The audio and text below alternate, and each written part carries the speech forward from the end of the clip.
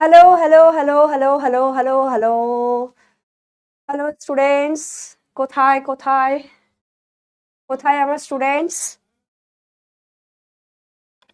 কোথায় কোথায় কোথায়? 5টা বেজে গেছে, আজকে আমি এসে গেছি। অনেক দিন পর লাইভ ক্লাস হচ্ছে, অনেক দিন পর লাইভ ক্লাস হচ্ছে। গলার অবস্থা অত্যন্ত খারাপ। High high high hi hello.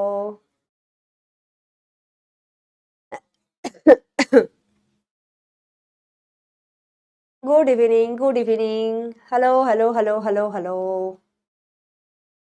চলো, অনেকদিন পর লাইভ ক্লাস হচ্ছে আজকে, ঠিক আছে? আছি, খুব ভালো না, মোটামুটি আছি। গলার অবস্থাটা খুবই খারাপ। আছি, মোটামুটি আছি, খুব ভালো বলবো না, আছি মোটামুটি। ওই যে বললাম মোটামুটি আছি। চলো, বেশি দেরি করবো না, তোমরা এসে গেছো, ক্লাসটা শুরু করি, ঠিক আছে? আচ্ছা, আগের দিন ক্লাসটা রেকর্ডেড গেছিল, তো তোমরা দেখেছো, তোমরা ওখানে আহ হ্যাঁ, কি লিখেছো আমি বুঝতেই পারছি না। আচ্ছা, তোমরা কমেন্ট করেছিলে কেউ একজন অ্যান্টি এনজাইম কি, সেটা আমি ওখানে কমেন্ট করে দিয়েছি যে অ্যান্টি এনজাইমটা কাকে বলে, সেটা আমি ওখানে বলে দিয়েছি অলরেডি, ঠিক আছে? আশা করছি বাদ বাকি টপিকগুলো তোমরা বুঝতে পেরেছো ভালো করে। Thank you. আচ্ছা চলো, আজকে আগের দিন বলেছিলাম পুরো পোর্শনটাই ডেসক্রাইব করেছিলাম, একটা পোর্শন করিনি, এই পোর্শনটা, ঠিক আছে? এই পোর্শনটা আমি করিনি, ঠিক আছে? তো আজকে এই পোর্শনটা করব। এই পোর্শনটা দেখ, নাথিং এলস, খুব বেশি মানে এমন কিছু নয় যে তোরা মাথায় নিতে পারবি না, খুব ইজি। আমি ইজি করে ছকটা এখানে দিয়ে দিয়েছি, এই ছকটা, এই ফ্লোটা মাথায় রাখবি, মনে রাখবি, ব্যাস। আর কিছু তোদের লাগবে না, ঠিক আছে? আর এর পরে দেখ, এইটার আমি দিয়ে দিয়েছি এই ছকটা, ঠিক আছে? দেখতে পাচ্ছিস তো? হ্যাঁ। আচ্ছা দেখ, ফার্স্ট কি আছে? অক্সিডোরিডাকটেজ, ঠিক আছে? এখানে 6টা উৎসেচক আছে, কি কি আছে? অক্সিডোরিডাকটেজ, ট্রান্সফারেজ, হাইড্রোলেজ, নেক্সট হচ্ছে লাইয়েজ, আইসোমারেজ, লাইগেজ, ঠিক আছে? এদের নাম অনুযায়ী না এদের বিভিন্ন রকমের কাজ রয়েছে। ফার্স্ট দেখ, যেটা রয়েছে অক্সিডোরিডাকটেজ। অক্সিডোরিডাকটেজ কি কাজ করছে? অক্সিডোরিডাকটেজ আমাদের যেটা করছে সেটা হচ্ছে জারণ এবং বিজারণ ক্রিয়ায় তারা অংশগ্রহণ করাচ্ছে, অক্সিডোরিডাকটেজ, ঠিক আছে? তো ওইটার নাম থেকেই আমরা অক্সি, এটা অক্সি মানেই হচ্ছে, আমরা ধরে নিলাম বাকিটা, যে জারণ বিজারণের যে উৎসেচকটা আমাদের কাজ করছে সেটা হচ্ছে অক্সিডোরিডাকটেজ। নেক্সট কি আছে? ট্রান্সফারেজ। ট্রান্সফারেজ কি করছে? যে কার্যকরী মূলক যেটা থাকছে উৎসেচকের পদার্থের ভেতরে, মানে সাবস্ট্রেটের ভেতরে যে কার্যকরী মূলকটা থাকছে সেটাকে স্থানান্তর করছে। এটা ফার্স্ট দিনের ক্লাসে কিন্তু আমি পড়িয়েছিলাম যে ট্রান্সফার এজ, এএসি নামকরণটা কোথা থেকে আসছে, সেটা হচ্ছে যে কার্যকরী গ্রুপটা থাকছে তার স্থানান্তর, ওই যে যেটা আমরা বলেছিলাম যে উৎসেচকের নামকরণ পদ্ধতিতে আমরা ট্রান্সফারেজ এই উৎসেচকটা দিয়েই কিন্তু আমরা বলেছিলাম, ঠিক আছে? এইটা। নেক্সট হচ্ছে হাইড্রোলেজ। হাইড্রো মানে কি? হাইড্রো মানে হচ্ছে জল। তাহলে হাইড্রোলেজের কাজটা কি? হাইড্রোলেজ যে কাজটা করছে কি, জলের উপস্থিতিতে জারণ বিজারণ ক্রিয়াটা ঘটায়, সরি, আর্দ্র বিশ্লেষিত হচ্ছে, জলের উপস্থিতিতে আর্দ্র বিশ্লেষিত হচ্ছে, সেটা হচ্ছে তোদের হাইড্রোলেজ, ঠিক আছে? এবার দেখ এখানে, এটা আবার কিডা, এটাকে আমি সরাবো কি করে?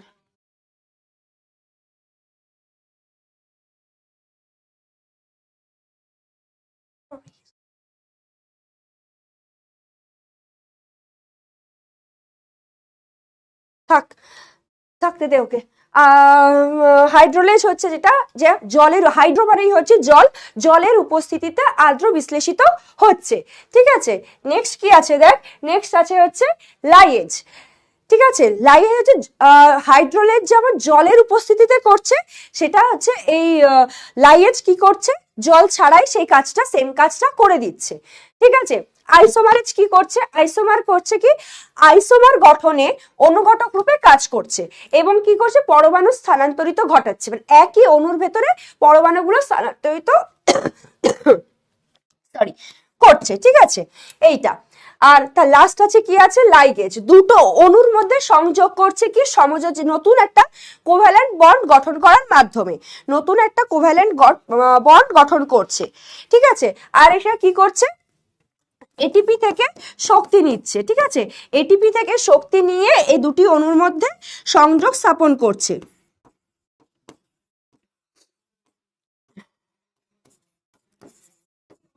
ঠিক আছে, এটিপি থেকে এটা শক্তি নিচ্ছে। তাহলে ফার্স্ট কি হচ্ছে, অক্সিডোরিডাকটেজ কি হচ্ছে, জারণ বিজারণ ক্রিয়াতে অংশগ্রহণ করছে।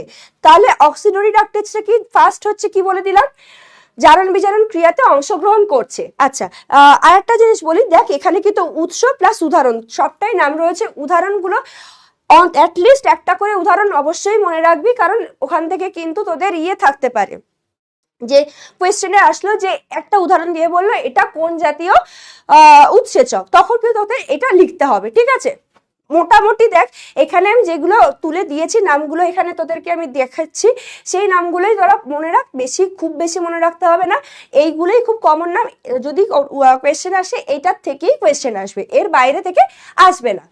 নেক্সট কি আছে, ট্রান্সফারেন্সটা কি বললাম, যে কার্যকরী যে গ্রুপটা থাকছে সেই গ্রুপটার একটা সাবস্ট্রেটের মধ্যে যে কার্যকরী গ্রুপটা থাকছে সেই গ্রুপটা স্থানান্তর করছে। ঠিক আছে, আচ্ছা নেক্সট কি হচ্ছে, হাইড্রোলেজ, হাইড্রোলেজটা কি বললাম, যে জলের উপস্থিতিতে আদ্র বিশ্লেষিত হচ্ছে। ঠিক আছে, নেক্সট কি আছে, লাইগেজ, লাইগেজ কি বলছে, যে কোনো সমযোজী বন্ধনীকে জল ছাড়াই সেটা আদ্র বিশ্লেষিত করে দিচ্ছে, জলের প্রয়োজন এখানে নেই। ঠিক আছে, কি কেন কি, আর এটা কোরিয়ানে আমি উচ্চারণ করতে পারছি না এমন একটা কথা, মানে হচ্ছে আই লাভ ইউ টিচার। ওকে, আচ্ছা সরি, আইসোমারেজটা কি হচ্ছে, আইসোমার হচ্ছে আইসোমার গঠন করে কি করছে, অনুঘটক রূপে কাজ করে। ঠিক আছে, আইসোমারটা গঠন করছে অনুঘটক রূপে কাজ করছে, আর পরমাণুর একটা অণুর ভেতরে পরমাণু স্থানান্তর ঘটছে। আর একটা কি বলছে, লাইগেজ দুটি অণুর মধ্যে সংযোগ করাচ্ছে, সংযোগ করছে কি, এটিপি থেকে শক্তি নিয়ে দুটি অণুর মধ্যে সংযোগ করছে। হ্যাঁ, আর নতুন বন্ধনী গঠনের দ্বারা নতুন যৌগ উৎপন্ন করছে। এইগুলো হচ্ছে এদের উদাহরণ। ঠিক আছে,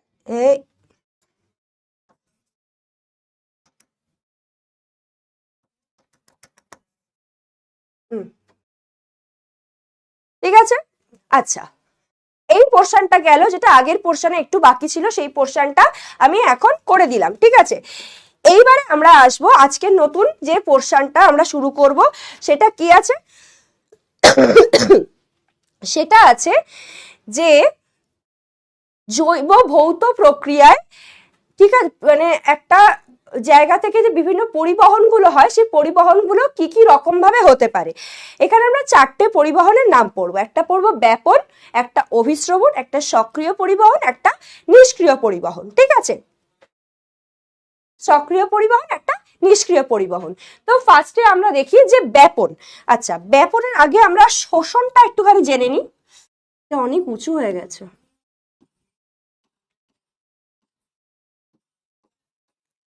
শোষণ, এটা হচ্ছে চ্যাপ্টারটার নামটাই ছিল যে শোষণ সম্পর্কিত বিভিন্ন রকম জৈব ভৌত প্রক্রিয়া।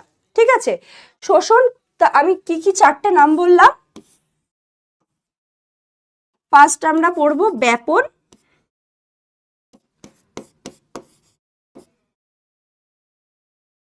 অভিস্রবণ,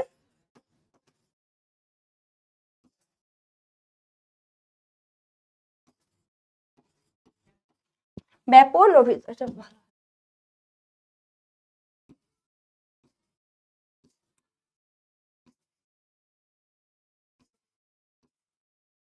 অভিস্রবণ, সক্রিয় পরিবহন, নিষ্ক্রিয় পরিবহন। ঠিক আছে,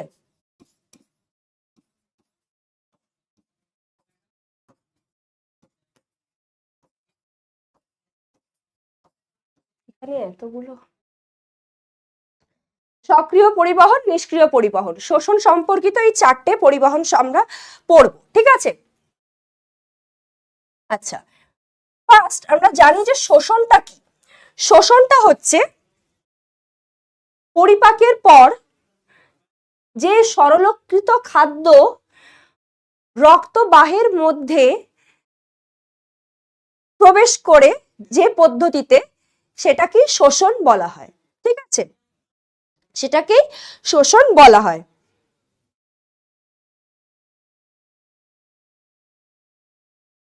বোঝা গেছে? দেখছি পোল দেওয়া যায় কিনা, আগে ক্লাসটা শেষ করি, এটা ইম্পর্টেন্ট, ল্যাগ হয়ে যাচ্ছে। তাহলে শোষণ কি? যে পদ্ধতিতে, এখানে লিখতে পারছি না, এখানে লিখি।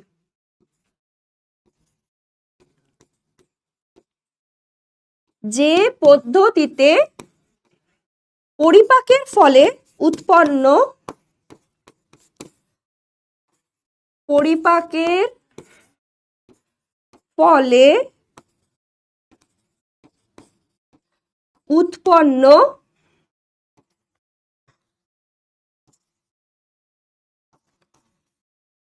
সরলীকৃত খাদ্য এপিথেলিয়ামের মাধ্যমে, ঠিক আছে?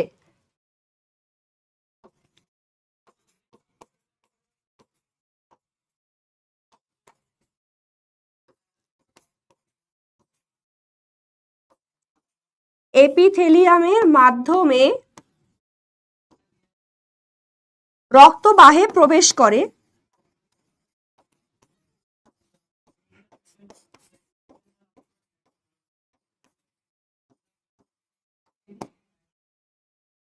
তাকেই শোষণ বলা হয়, ঠিক আছে? সেই পদ্ধতিটাকেই বলা হচ্ছে শোষণ।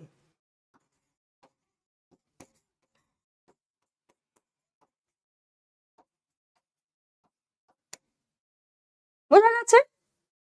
এইটুকু বুঝতে কোনো সমস্যা নেই? এইটুকু বোঝাতে কোনো সমস্যা নেই তো?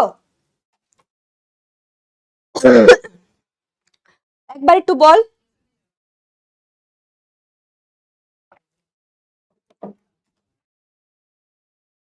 তাহলে এবার আমরা যাচ্ছি নেক্সট জায়গায়, কি? ব্যাপন। ব্যাপনটা এবার আমরা শুরু করব।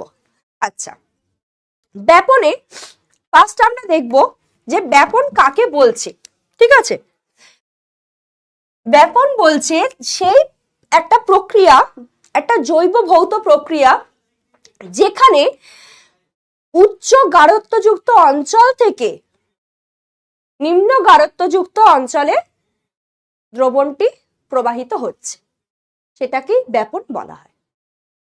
এবার আমরা সেটাকে একটু দেখি। ধর, আচ্ছা এইটা আমরা জানি তো যে ঘনত্ব বেশি মানে কি? ঘনত্ব বেশি মানে হচ্ছে সেই জায়গাটাতে দ্রাবের অণু অনেক বেশি। এইটা ক্লিয়ার কর, কারণ না হলে অভিশ্রবণ বুঝতে পারবি না। এটা ক্লিয়ার কর।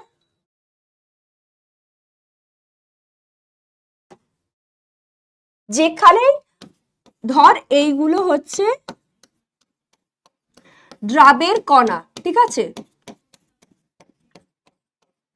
আচ্ছা, এই একটা পাত্র, এই একটা পাত্র, এখানে এতটা জল আছে, ঠিক আছে? এইগুলো হচ্ছে জল। তার মধ্যে এই যে ডট ডট গুলো,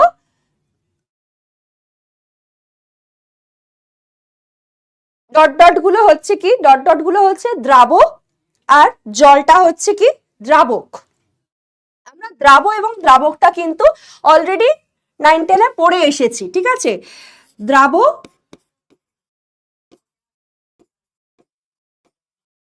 আর দ্রাবক। দ্রাবটা কি? দ্রাবটা হচ্ছে যেটা সলিড, দ্রাব হচ্ছে যেটা সলিড, ঠিক আছে? আর দ্রাবক হচ্ছে লিকুইড। মিশিয়ে কি তৈরি হচ্ছে? দ্রবণ, ঠিক আছে? যেখানটাতে, যে জায়গাটাতে সলিড বেশি লিকুইড কম, ঠিক আছে, সেইটাকে কি বলা হয়, সেই জায়গাটায় কি হচ্ছে, সেই জায়গাটা কি গাঢ় হয় না? ধর একটা পাত্রে আমি চিনি গুললাম, যদি অনেক বেশি পরিমাণে চিনি গুলি তাহলে দ্রবণটা কি ভারী হয়ে যায়, তাহলে তার গাঢ়ত্ব বেশি হয়। 1 মিনিট দ্বারা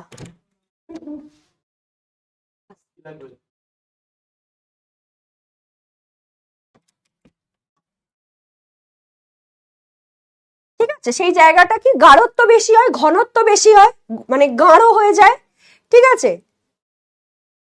আর যে জায়গাটাতে বা যে দ্রবণে ধর অল্প পরিমাণে আমি চিনি মিশিয়েছি বা চিনি মেশাইনি, চিনি মেশালেই সেটা হয়ে যাবে, মানে গাঢ় হয়ে যাবে, তাও আমি গাঢ়ত্বটুকু আমি দিয়ে বোঝাই। দেখ, যেখানটায় আমি বেশি পরিমাণে চিনি আমি ঢেলেছি আর একটাতে খুব অল্প একটু চিনি ঢেলেছি, নিয়ে গুলেছি, কোনটা বেশি পাতলা থাকবে, কোনটা বেশি মানে ঘন হয়ে যাবে, যেটাতে বেশি চিনি ঢেলেছি সেইটা বেশি ঘন হয়ে যাবে, তাহলে ওইটার ভেতরে কি ওটা ঘনত্ব বেশি, ওইটা বেশি চিনি দেওয়াটা, আর যেটাতে অল্প চিনি দিয়েছি সেটা কম ঘনত্ব, অনেক বেশি তরল ওটা।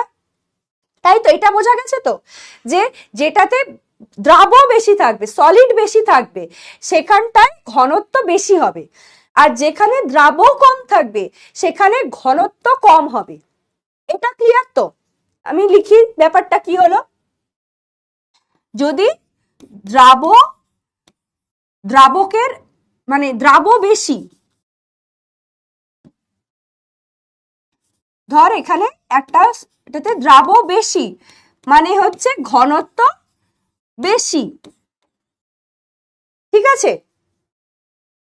যেখানে দ্রাব কম সেখানে ঘনত্ব কম।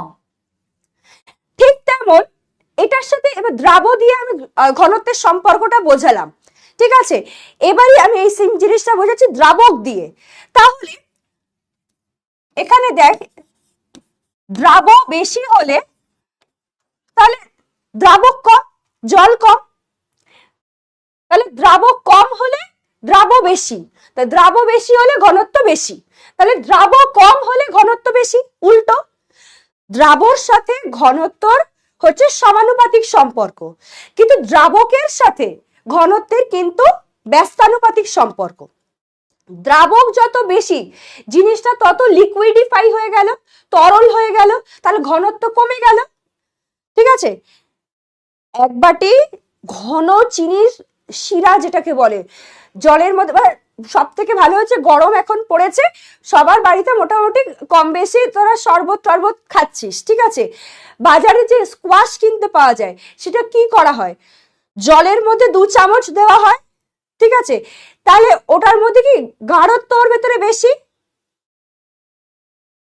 তাই তো, গাঢ়ত্ব তার মধ্যে বেশি আছে, জল দিয়ে সেটাকে লিকুইডিফাই করা হলো, তরল করে দেওয়া হলো।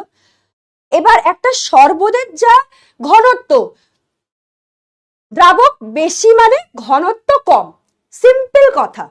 আমি এটাই তোদের বোঝাতে যাচ্ছি যে দ্রাবক বেশি মানে ঘনত্ব কম, কারণ ব্যাপনটা বুঝতে তোদের বেশি টাইম লাগবে না, কিন্তু অভিস্রবণ বুঝতে একটু টাইম লাগবে, সেটার জন্যই আমি তোদের এই জিনিসটা ক্লিয়ার করছি। আর দ্রাবক বেশি মানে, দ্রাবক যেখানে বেশি সেখানে কি জিনিসটা অনেক লিকুইডিফাই, তাহলে সেখানে ঘনত্ব কম। বোঝা গেছে? এই জায়গাটা মনে রাখবি, এই জায়গাটা মনে রাখবি, তাহলে ব্যাপন আর অভিস্রবণ বুঝতে কোনো অসুবিধা হবে না। তাহলে এবার আছি ব্যাপনে। ব্যাপনের সংজ্ঞাতে কি বলছে? ব্যাপনের সংজ্ঞাতে বলছে, ধর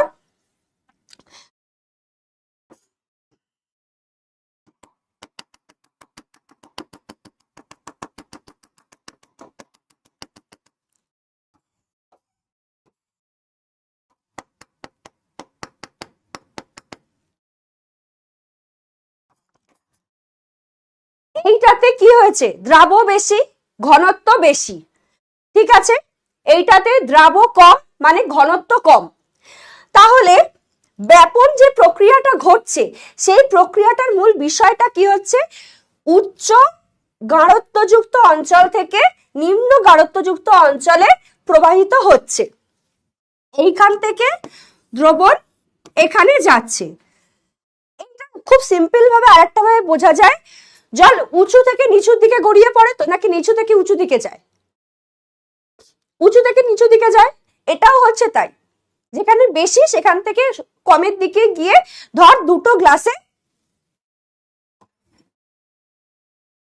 এই যে, ঠিক আছে, এই যে এটাতে যতটা জল আছে এটাতে বেশি আছে, এটাতে কম আছে, ঠিক আছে, তাহলে এইটা এই দুটোকে সমান করতে গেলে এইটাকে এখান থেকে এখানে দিতে হবে, তাহলেই দুটো ইকুইলিব্রিয়ামে আসবে। যদিও এই দুটো দিয়ে কখনোই ইকুইলিব্রিয়ামে আসবে না, আমি জাস্ট উদাহরণ দিলাম যে এখান থেকে তাহলে এখানে ঢালতে হবে, ঢাললে তাহলে এই দুটো জায়গায় সমান হবে।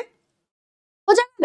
এ বাবা, এ যাতা হয়ে গেল তো, এ ভাই কেউ আমাকে, আর কি করব, হাতেই চা কফি সব পড়ে গেল। দাঁড়া,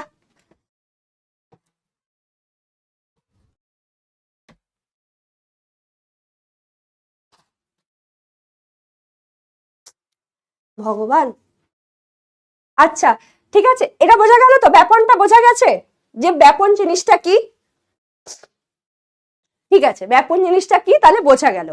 তাহলে এইখান থেকে এখানে গিয়ে কি করছে, সমতা যুক্ত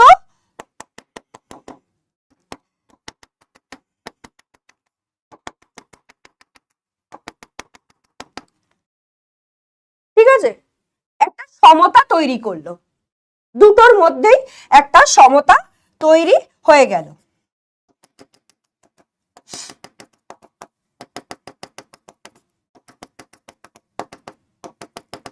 যাই হোক, এটা আঁকা যাচ্ছে না, এইটা হয়ে গেল, ঠিক আছে। তাহলে এইটা গেল গিয়ে ব্যাপন, আমাদের ব্যাপনের কনসেপ্টটা হচ্ছে এইটা। এটা শোষণের সংজ্ঞা, ঠিক আছে।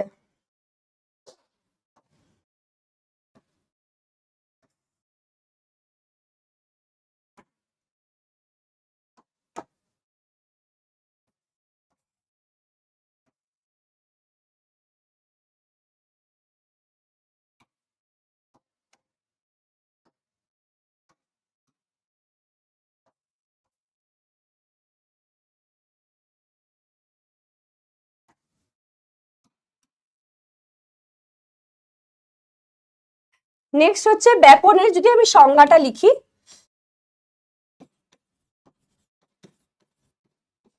ব্যাপনের সংজ্ঞাটা হচ্ছে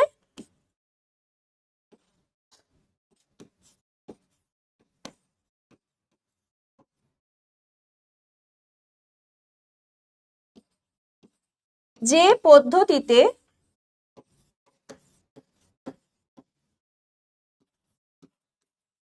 উচ্চ গাঢ়ত্ব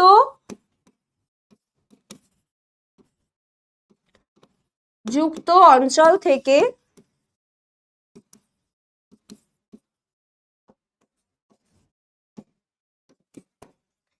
নিম্ন গাঢ়ত্বযুক্ত অঞ্চলের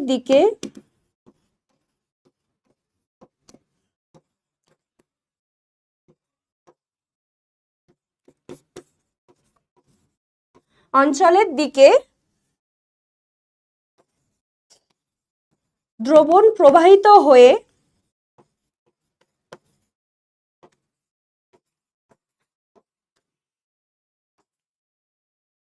সমগাঢ়ত্বযুক্ত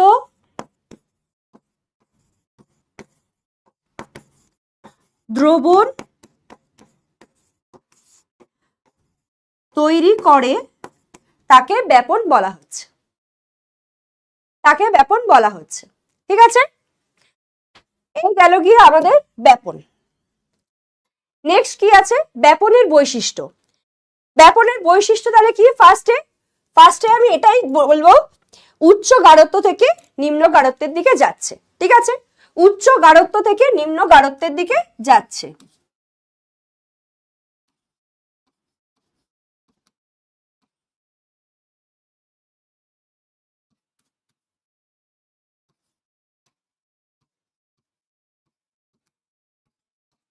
নেক্সট কি, কোন রকম অর্ধভেদ্য, ভেদ্য কোনো পর্দার কোনো প্রয়োজন লাগছে না। ঠিক আছে,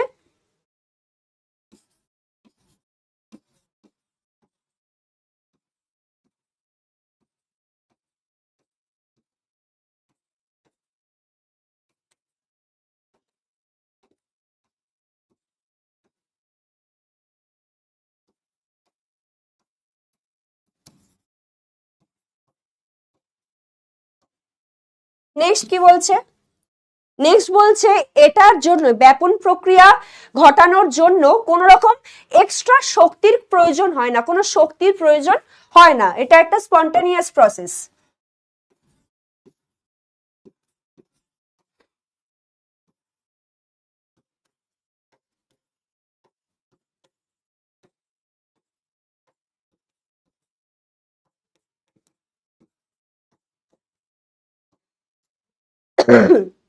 বোঝা গেল? আচ্ছা, নেক্সট কি আছে?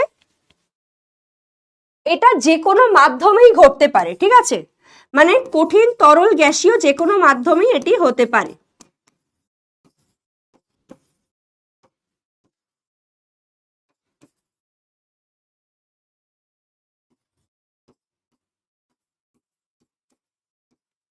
যে কোনো মাধ্যমেই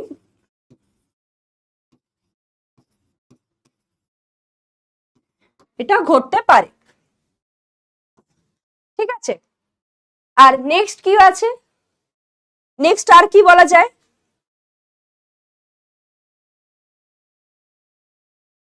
নেক্সট বলা যায় আরো একটা,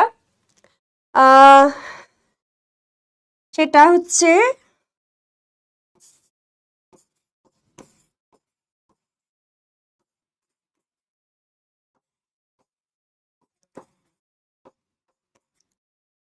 কঠিন না তরলের ক্ষেত্রে,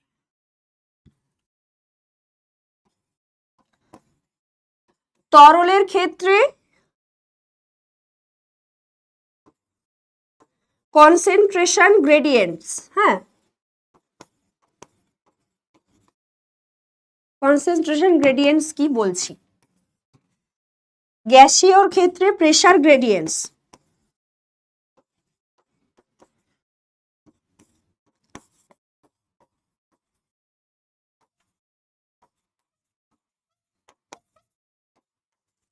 ওপর নির্ভরশীল, এই দুটো জিনিসের ওপর নির্ভরশীল।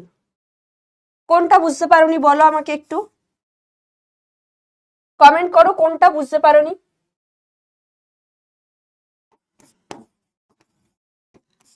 যেটা বুঝতে পারবে না বাবা সেটা একটুখানি মেনশন করে বলবে যে সেইটা বুঝতে পারোনি, কোনটা বুঝতে পারোনি, নাহলে আমি বলতে পারবো না কোনটা বুঝতে পারোনি।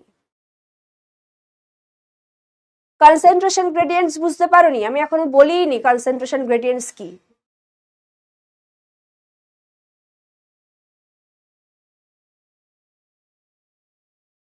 আমার তো দেখছি আমার কেউ ক্লাস নিতেই হবে না, তাসবিহা এসে এখানে পুরো ক্লাসটা নিয়ে নেবে। আমার তো এখানে ক্লাসটা কোনো মানে আমার দরকারই নেই, আমারই কাজ কমিয়ে দিচ্ছে। হোয়াট ইজ ব্যাপন সেটা বুঝতে পারোনি? আচ্ছা, ব্যাপন হচ্ছে কি? ব্যাপন হচ্ছে এমন একটি জৈব ভৌত প্রক্রিয়া, এটা বুঝতে পেরেছো, জৈব ভৌত প্রক্রিয়া। সেখানে কি ঘটছে, বেশি ঘনত্বের জায়গা থেকে, যেখানে বেশি ঘনত্ব, বেশি কনসেন্ট্রেশন রয়েছে, সেই জায়গা থেকে এই দ্রবণটা কম ঘনত্বযুক্ত জায়গায় গিয়ে দুটো দ্রবণকে সম ঘনত্বে পরিণত করছে, এটাকে ব্যাপন বলা হচ্ছে। একটা খুব গাঢ় ঘনত্বের একটা দ্রবণ রয়েছে, একটা খুব অল্প গাঢ় ঘনত্বের একটা দ্রবণ রয়েছে। তো কি হচ্ছে, বেশি যে গাঢ়ত্বের যে দ্রবণটা, সেখান থেকে দ্রবণটা আর একটা জায়গায় যেখানে কম গাঢ়ত্ব আছে সেইখানটায় প্রবাহিত হচ্ছে। এই যে প্রবাহিত হচ্ছে বা এই যে ঘটনাটা, এটাকেই ব্যাপন বলা হচ্ছে। ঠিক আছে, তো আমি এখানে এরকম ভাবে দেখালাম, মানে বিকারের ভেতরে দেখালাম বলে এরকম ভাবে নয় যে এটা এখানে হয়, এটা হচ্ছে কোষের ভেতরে ঘটছে ঘটনাটা, কোষে হচ্ছে, কোষের বাইরে সারাউন্ডিংসে বা কোষের ভেতর কোষের বাইরে এই অঞ্চলটাতে হচ্ছে, প্রোটোপ্লাজম সাইটোপ্লাজম এই অঞ্চলে ঘটছে। বোঝা গেছে?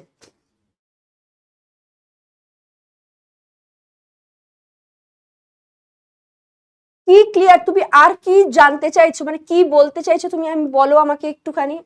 মানে এটা তো খুব একটা বেসিক একটা টপ মানে নলেজ, যে এখানে ব্যাপারটা বলছে যে জায়গাটা যেটার জন্য আমি এখানটা এতগুলো কথা লিখলাম, এতগুলো কথা বললাম, মেবি তুমি ক্লাসে লেট জয়েন করেছো বা তুমি সবটা কথা শোনোনি মন দিয়ে। একটা দ্রবণের ভেতরে যদি দ্রাব বেশি থাকে, দ্রাবক তুলনায় কম থাকে, তাকে তখন সেই জিনিসটাকে বলা হচ্ছে, মানে সেখানটা ঘনত্ব বেশি হচ্ছে। দ্রাব বেশি মানে ঘনত্ব বেশি, দ্রাব প্লাস দ্রাবক মিলে একটা দ্রবণ তৈরি হচ্ছে। ঠিক আছে, দ্রাব প্লাস দ্রাবক মিলে একটা দ্রবণ তৈরি হচ্ছে। বা দ্রাব যদি সেখানে বেশি হয়, কোনো একটা গ্লাস জল আছে, আর একটা গ্লাসে জলের সাথে অনেকটা করে চিনি আমি গুলে দিয়েছি, ঠিক আছে, তাহলে কোনটার ঘনত্ব বেশি হবে? কোনটার ঘনত্ব বেশি হবে? ক্লিয়ার হয়েছে? এটাকে ব্যাপন বলা হচ্ছে, এই পদ্ধতিটাকে ব্যাপন বলা হচ্ছে। ঠিক আছে, আচ্ছা নেক্সট যেখানটা ছিলাম, কনসেন্ট্রেশন গ্রেডিয়েন্টস। কনসেন্ট্রেশন গ্রেডিয়েন্টস এর যদি বাংলা বলা হয় তাহলে দেখবে ওটা বলা হচ্ছে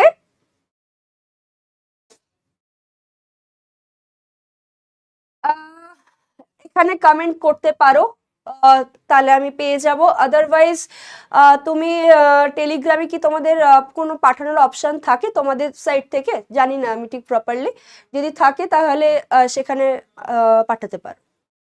ঠিক আছে, আচ্ছা কনসেন্ট্রেশন গ্রেডিয়েন্টসটা হচ্ছে এই যে তোদের আগে একটা বললাম না যে এইখানে ঘনত্ব বেশি এখানে ঘনত্ব কম। এবার ব্যাপারটা কি ঘটছে, ব্যাপারটা হচ্ছে পেজ কই, ধরে নে এটা একটা সেল, ঠিক আছে, ধরে নে এটা একটা সেল, সেখানে এই জায়গায়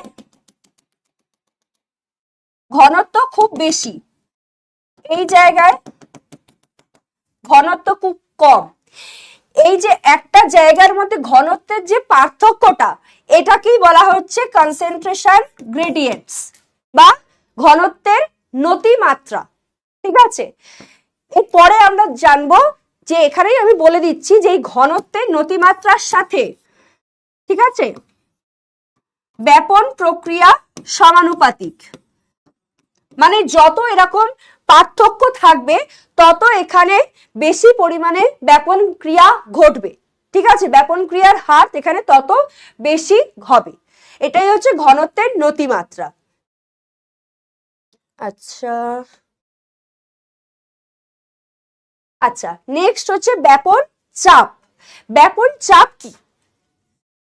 আচ্ছা এত অবধি কি বোঝা গেছে?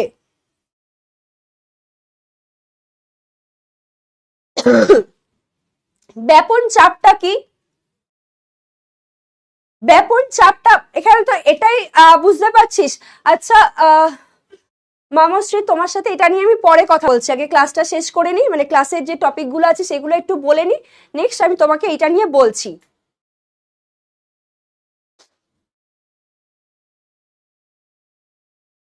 ঠিক আছে, আচ্ছা ব্যাপন চাপ, আমরা আসছি এখন ব্যাপন চাপ নিয়ে। ঠিক আছে, ব্যাপনে অংশগ্রহণকারী মানে ব্যাপন যেটা ঘটছে সেখানে অংশগ্রহণকারী যে মানে অণুগুলো রয়েছে, সেই অণুগুলো যে চাপ সৃষ্টি করে উচ্চ ঘনত্ব থেকে নিম্ন ঘনত্বে আসে, সেইটাকেই বলা হচ্ছে ব্যাপন চাপ। তাহলে ব্যাপনে অংশগ্রহণকারী, আগের ছবিটাতে যাই, ব্যাপনে এই যে ব্যাপন ধর এখান থেকে তো এখানে ঘটবে, কারণ এখানে বেশি ঘনত্ব আছে এখানে কম ঘনত্ব আছে। ঠিক আছে, এবার এই যে এই অণুগুলো, এইখানকার যে অণুগুলো রয়েছে, এই অণুগুলো যে চাপটা সৃষ্টি করে, বলছি যে চাপটা সৃষ্টি করে উচ্চ ঘনত্ব থেকে নিম্ন ঘনত্বের দিকে প্রবাহিত হয় সেটাকেই বলা হয় ব্যাপন চাপ। বোঝা গেছে? সেটাকেই বলা হচ্ছে ব্যাপন চাপ। ঠিক আছে, যে চাপ সৃষ্টি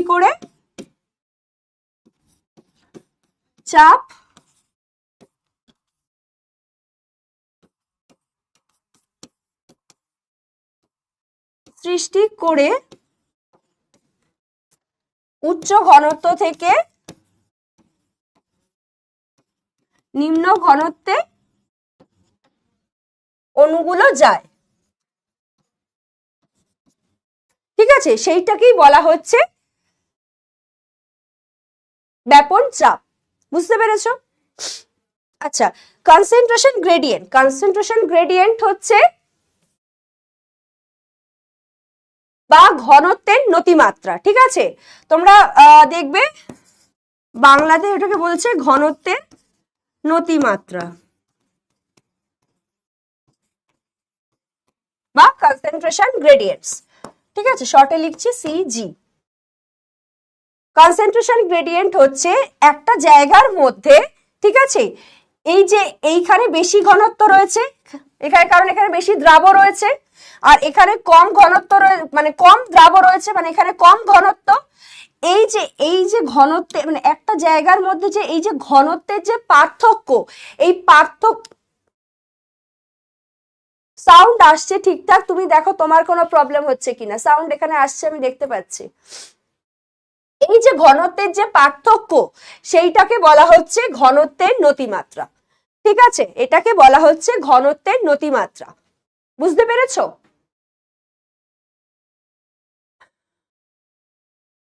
বুঝতে পেরেছো নন্দিনী? না, হ্যাঁ নন্দিনী।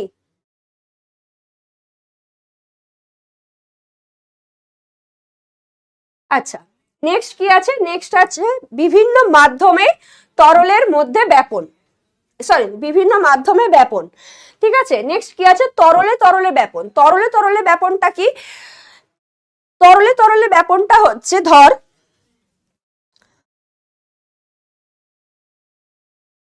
একটা উদাহরণ দিয়ে বলছি। তরলে ব্যাপনটা হচ্ছে মানে দুটো জায়গা, মানে দুটো যেখান থেকে যেখানে যাবে দুটো মাধ্যমই হচ্ছে তরল। ঠিক আছে, দুটো মাধ্যমই হচ্ছে তরল। ধর এখানে একটা গ্লাসে জল আছে, ঠিক আছে, সেখানে এক ফোঁটা যদি আমি কালি মিশিয়ে দিই, কয়েক ফোঁটা কালি মিশিয়ে দিলাম, ঠিক আছে, আমি ফোঁটা আঁকছি, যাই হোক মেনে নে, কি আর করবি। ঠিক আছে, এই যে কালির ফোঁটাগুলো, কয়েক ফোঁটা কালি এখানে দেওয়া হলো, তাতে করে কি হলো? জলের সাথে কালিগুলো মিশে গেল।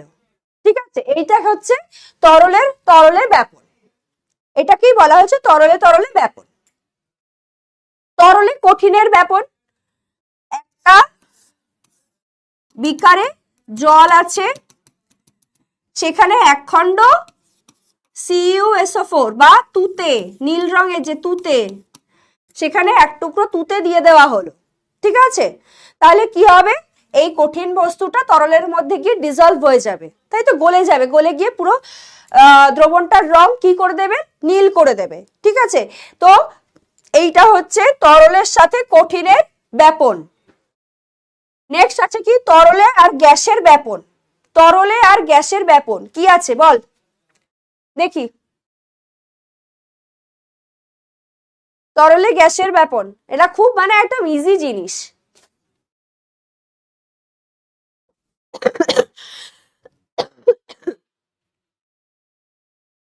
বল রে, তরলে গ্যাসের ব্যাপনটা কি? এটা আমাদের রক্তবাহ। এখানে O2 CO2 O2 আছে, সেগুলো কি হচ্ছে? সেগুলো আমাদের রক্তবাহে ঢুকছে, নিয়ে রক্তবাহের মাধ্যমে প্রবাহিত হচ্ছে। তো সেই ঘটনাটাকে বলা হচ্ছে তরলে গ্যাসের ব্যাপন। নেক্সট কি আছে? গ্যাসে তরলের ব্যাপন। গ্যাসে তরলের ব্যাপন কি আছে রে? গ্যাসে তরলের ব্যাপন নিঃশ্বাস। গ্যাসে তরলের ব্যাপন, এটা এইগুলো তোরা পড়েছিস, এইগুলো তোরা উত্তর না দিতে পারলে না মনে হচ্ছে কি মাথাটা ঠুকে দি, সামনে থাকলে একদম ঠুকে দিতাম। একটা কথা বলতে পারে না, শুধু বলে সাউন্ড আসছে না ম্যাম, দেখতে পাচ্ছি না ম্যাম, বুঝতে পারছি না ম্যাম করে যাচ্ছে, ভালো উত্তরগুলো দিতে পারছে না খালি। আচ্ছা, গ্যাসে তরলের ব্যাপন হচ্ছে কি একটা আতরের শিশি, ঠিক আছে, যদি রাখা হয় মুখ খুলে তাহলে কি হবে? উবে যাবে তো বাতাসে, গ্যাসের মধ্যে উবে যাবে, তরল ছিল আতর, হ্যাঁ এতক্ষণ পর বলে দিলাম, তারপরে শুনে শুনে বলে লিখে দিল। গ্যাসে কঠিনের ব্যাপন কি হবে? কর্পূর, কর্পূর উপে যায় তো, এটা হচ্ছে গ্যাসে কঠিনের ব্যাপন। গ্যাসের ব্যাপন কি? গ্যাসের ব্যাপন কি? গ্যাসের ব্যাপন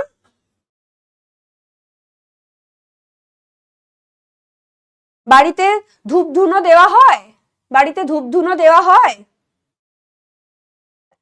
সেই ধূপধুনো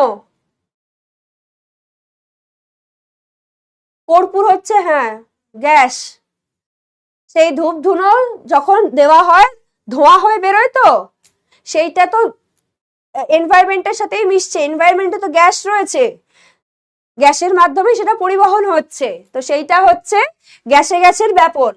তাহলে এটা হচ্ছে, এর উদাহরণ হচ্ছে ধূপধুনো, গ্যাসে কঠিন হচ্ছে কর্পূর, ন্যাপথলিন। আচ্ছা, গ্যাসে তরলের আতর, ঠিক আছে, আতরের মুখটা খুলে রাখ, আতর বলে শুধু লিখবি না, আতরের পুরো উদাহরণটা মানে ডেসক্রাইব করে লিখবি যদি লিখতে দেয়। মুখটা খুললে আতরের গন্ধটা বেরিয়ে যাচ্ছে, আতরটা উবে যাচ্ছে, বাতাসের সাথে মিশে যাচ্ছে, এটাকেই বলা হচ্ছে গ্যাসে তরলের ব্যাপন, ঠিক আছে। বডি স্প্রে হবে, বডি স্প্রে হচ্ছে তোমার গ্যাসে, ঠিক আছে, গ্যাসে। আচ্ছা, নেক্সট আসি, এতটা বোঝা গেছে?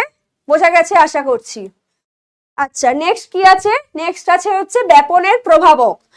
ব্যাপনের প্রভাবক ফার্স্ট আছে উষ্ণতা, উষ্ণতা যত বাড়বে ব্যাপন তত বাড়বে, মানে উষ্ণতার সাথে হচ্ছে সমানুপাতিক সম্পর্ক, ঠিক আছে, উষ্ণতা যত বাড়বে ব্যাপন তত, ব্যাপনের হার তত বাড়বে। নতিমাত্রা মানে হচ্ছে ঘনত্বের নতিমাত্রা, ঘনত্বের নতিমাত্রা কি হবে, যে কি বললাম, সিজির সাথে সমানুপাতিক, সমানুপাতিক, বোঝা গেছে।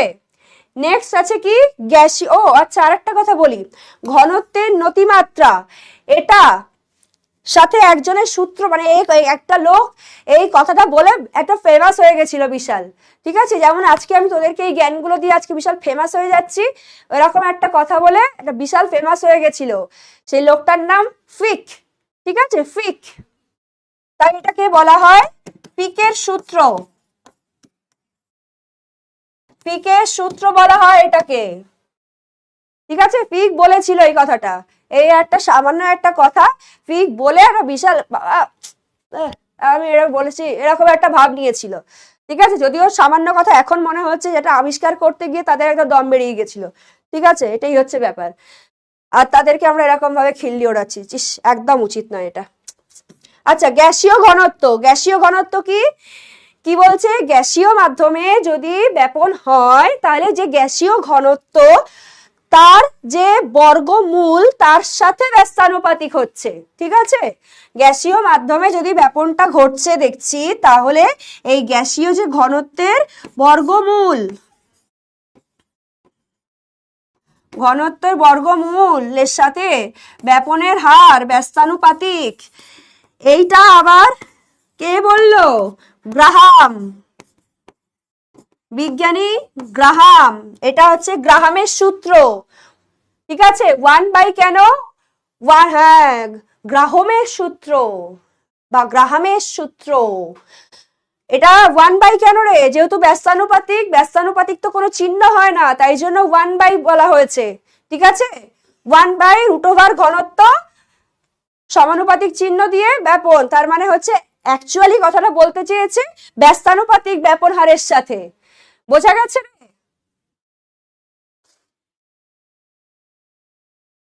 চল নেক্সট কি আছে দেখি। ব্যাপনে অংশগ্রহণকারী পদার্থের অণুর আয়তনের সাথে, পদার্থের অণুর আয়তনের সাথে কি সম্পর্ক? কে বলতে পারবি? ব্যস্তানুপাতিক সম্পর্ক রে, ব্যস্তানুপাতিক, এর সাথে 1 লিখে ব্যাপন হার। ঠিক আছে, এর সাথে ব্যাপন হার, ব্যাপন হারের সাথে এটা হচ্ছে ব্যস্তানুপাতিক সম্পর্ক। অংশগ্রহণকারী পদার্থের অণুর যে আয়তন, অণুর আয়তন যদি বেশি হয়, ঠিক আছে, তাহলে কি হবে? ব্যাপন হার কম হবে। ঠিক আছে, অণুর আয়তন বেশি হচ্ছে, তাহলে কি অণুর একটা অণুর আয়তন বেশি, তাহলে সেই জায়গায় ঘনত্ব কি হবে? কম হবে। তো অণুর আয়তনটা বড় হচ্ছে কিন্তু অ্যাকচুয়ালি ঘনত্বটা তো কম হচ্ছে। ঠিক আছে, তাই জন্য এটা হচ্ছে কি ব্যাপন হারের সাথে ব্যস্তানুপাতিক হচ্ছে। আচ্ছা, নেক্সট কি আছে? ব্যাপনে অংশগ্রহণকারী পদার্থের আণবিক গুরুত্ব, ব্যাপনে অংশগ্রহণকারী পদার্থের আণবিক গুরুত্বের সাথে কি সম্পর্ক? দেখ, ফাঁকিবাজি করে লিখছি।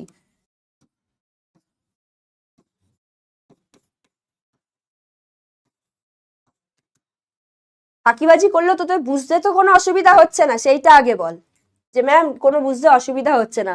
1/√ওভার আণবিক গুরুত্ব মানে ব্যস্তানুপাতিক তো হচ্ছে কিসের সাথে? বর্গমূলের সাথে, আণবিক গুরুত্বের বর্গমূলের সাথে ব্যস্তানুপাতিক ঘটছে। ঠিক আছে, নেক্সট কি আছে? ব্যাপন মাধ্যম, ব্যাপন মাধ্যম, ব্যাপন মাধ্যমের সাথে কি হচ্ছে বল? ব্যাপন মাধ্যমের সাথে হচ্ছে সেম, একই, ব্যস্তানুপাতিক। ঠিক আছে,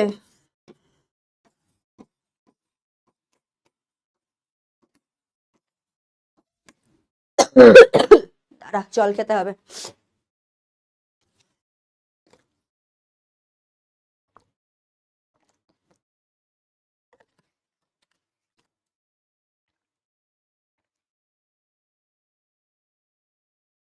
ব্যাপন মাধ্যমে মানে ব্যাপন মাধ্যমটা এখানে কেন বলছে দেখ, ব্যাপন মাধ্যমটা মানে হচ্ছে ওর ভেতরে যে পদার্থের যে অণুগুলো থাকছে না, সেই অণুগুলোর গাঢ়ত্বের সাথে কি হচ্ছে? ব্যস্তানুপাতিক হচ্ছে।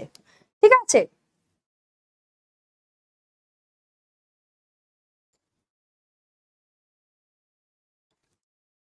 নেক্সট কি আছে দেখ। ব্যাপন চাপ নতি, ব্যাপন চাপ নতি মানে ব্যাপন চাপের পার্থক্য হচ্ছে দুটো জায়গার মধ্যে, তাহলে কি হবে? সমানুপাতিকই হবে। ঘনত্ব, চাপ, এগুলো সবকটার সাথেই সমানুপাতিকই হবে।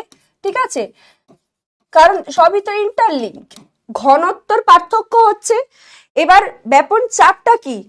ওই যে ঘনত্বটা, যেটা যে চাপটার মাধ্যমে উচ্চ গাঢ়ত্ব থেকে নিম্ন গাঢ়ত্বে যাচ্ছে, তাহলে সেইখান, সেটাই তো বলছি কেন, যে জায়গাটায় ঘনত্ব বেশি রয়েছে সেখান থেকে তো কম ঘনত্বের দিকে যাবে, তাহলে ঘনত্বের সাথে হচ্ছে সমানুপাতিক হচ্ছে, সেটা তো বোঝা গেছে।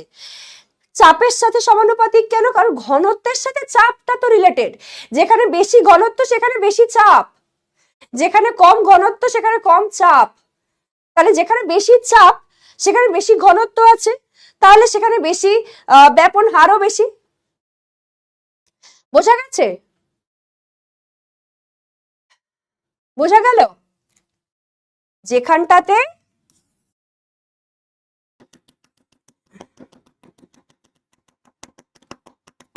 এটা কি বললাম যে এইখানটাতে তো ঘনত্ব বেশি রয়েছে, সমানুপাতিক ভাবেই বাড়বে ঘনত্ব। যদি ঘনত্বের সাথে ব্যাপন হার সমানুপাতিক হয় তাহলে চাপের সাথেও হবে, ব্যাপন চাপের সাথেও সমানুপাতিকই হবে। কারণ কি? এইখান যেখানে ঘনত্ব বেশি সেখানে চাপ বেশি, ঠিক আছে, কারণ ব্যাপন চাপের নতিটা আমরা কি পড়েছি, ব্যাপন চাপটা কাকে বলে পড়েছি, যে চাপের দ্বারা উচ্চ ঘনত্ব থেকে, যে চাপ প্রয়োগের ফলে উচ্চ ঘনত্ব থেকে নিম্ন ঘনত্বে ব্যাপন ঘটনাটি ঘটে, ঠিক আছে, বা এই যে অণুটা প্রবাহিত হয় সেটাকে তো ব্যাপন বলে, মানে সেই ব্যাপন চাপ বলে, যে চাপের প্রভাবে হচ্ছে। তাহলে ঘনত্বের সাথে যদি চাপ, কি হলো রে, ঘনত্বের সাথে যদি চাপ সমানুপাতিক হয়, তাহলে ঘনত্বের সাথে ব্যাপন সমানুপাতিক, চাপের সাথেও ব্যাপন সমানুপাতিকই হবে। বোঝা গেছে এটা? আশা করছি বোঝা গেছে। আচ্ছা, নেক্সট কি আছে, নেক্সট আছে দ্রাব্যতা। দ্রাব্যতার সাথে কিরকম ভাবে সম্পর্কিত বল? দ্রাব্যতা, যার দ্রাব্যতা বেশি তার ব্যাপন হারও বেশি, ঠিক আছে, যার দ্রাব্যতা যত বেশি, ধর একটা, যেটা বললাম, একটা পাত্রে জল আছে, সেখানে কয়েক ফোঁটা কালি দেওয়া হলো, তাহলে যেটা যত তাড়াতাড়ি গুলে যাবে, তাহলে তার ব্যাপন হারটাও তাহলে বেশি হচ্ছে, তাড়াতাড়ি করে হচ্ছে ব্যাপনটা। এটাই হচ্ছে কথা, যে দ্রাব্যতার সাথেও সমানুপাতিক, ঠিক আছে। আচ্ছা, নেক্সট সান্দ্রতা। সান্দ্রতা মানে কি? সান্দ্রতা মানে হচ্ছে ভিসকোসিটি। সান্দ্রতা মানে হচ্ছে ভিসকোসিটি। ভিসকোসিটি কি হচ্ছে? সমান, ব্যস্তানুপাতিক হচ্ছে। কারণ একটা পদার্থ যত গাঢ় হবে, ঠিক আছে, ধর একটা, আমি যদি, এটা তো জল রয়েছে, ঠিক আছে, এই জলটা যদি আমি এরকম করে ফেলি সহজেই কিন্তু পড়ে যাবে। কিন্তু যদি আমি একটা শিশিতে মধু রাখা আছে, ঠিক আছে, না সৌম্যদীপ শোনো, মধু রাখা আছে, যদি মধুটাকে আমি ঢালতে যাই, সেটা কি সঙ্গে সঙ্গে পড়বে নাকি ধীরে ধীরে ধীরে এসে পড়বে? আর জলটাকে যদি এরকম ভাবে ঢালি, তাহলে জলটা কিরকম ভাবে পড়বে? তাড়াতাড়ি করে পড়ে যাবে, কিন্তু মধুটা কিন্তু আস্তে পড়বে। তার মানে যার ঘনত্ব বেশি তার মধ্যে ভিসকোসিটি বেশি, যার ঘনত্ব, সরি, যার ঘনত্ব বেশি তার ভিসকোসিটি কম, তার ভিসকোসিটি কম। ভিসকোসিটি মানে কি? একে অপরের সাথে ঘর্ষণ কম, ঠিক আছে, কারণ এক জায়গাতে ঘর্ষণটা সেটা কম হচ্ছে। বোঝা গেছে? তাহলে ঘনত্বের সাথে যদি ভিসকোসিটি যদি ব্যস্তানুপাতিক হয়, তাহলে ব্যাপনের সাথেও ভিসকোসিটি ব্যস্তানুপাতিক হবে। বোঝা গেল? ভিসকোসিটির সাথে কি হচ্ছে? ব্যস্তানুপাতিক হচ্ছে।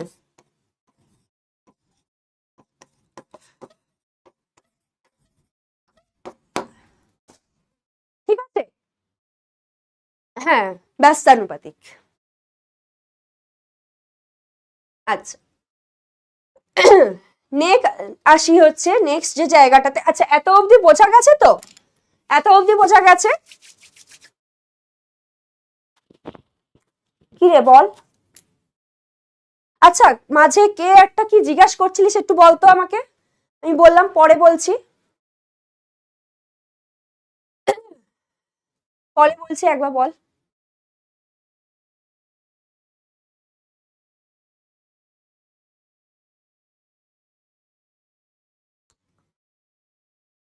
হ্যাঁ, এটা আমার পার্সোনাল।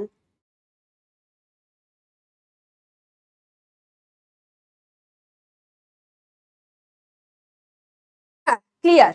আচ্ছা, তাহলে এবার নেক্সট জায়গায় যাই। নেক্সট জায়গাটা দেখ, নেক্সট জায়গাটা এটাও ব্যাপনের মধ্যেই আমরা এখনো আছি। এখানটা আমরা কি বলছি?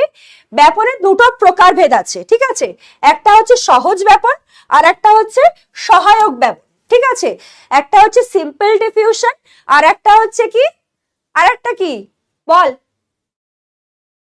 আর একটা বল, ইংলিশ কি আছে?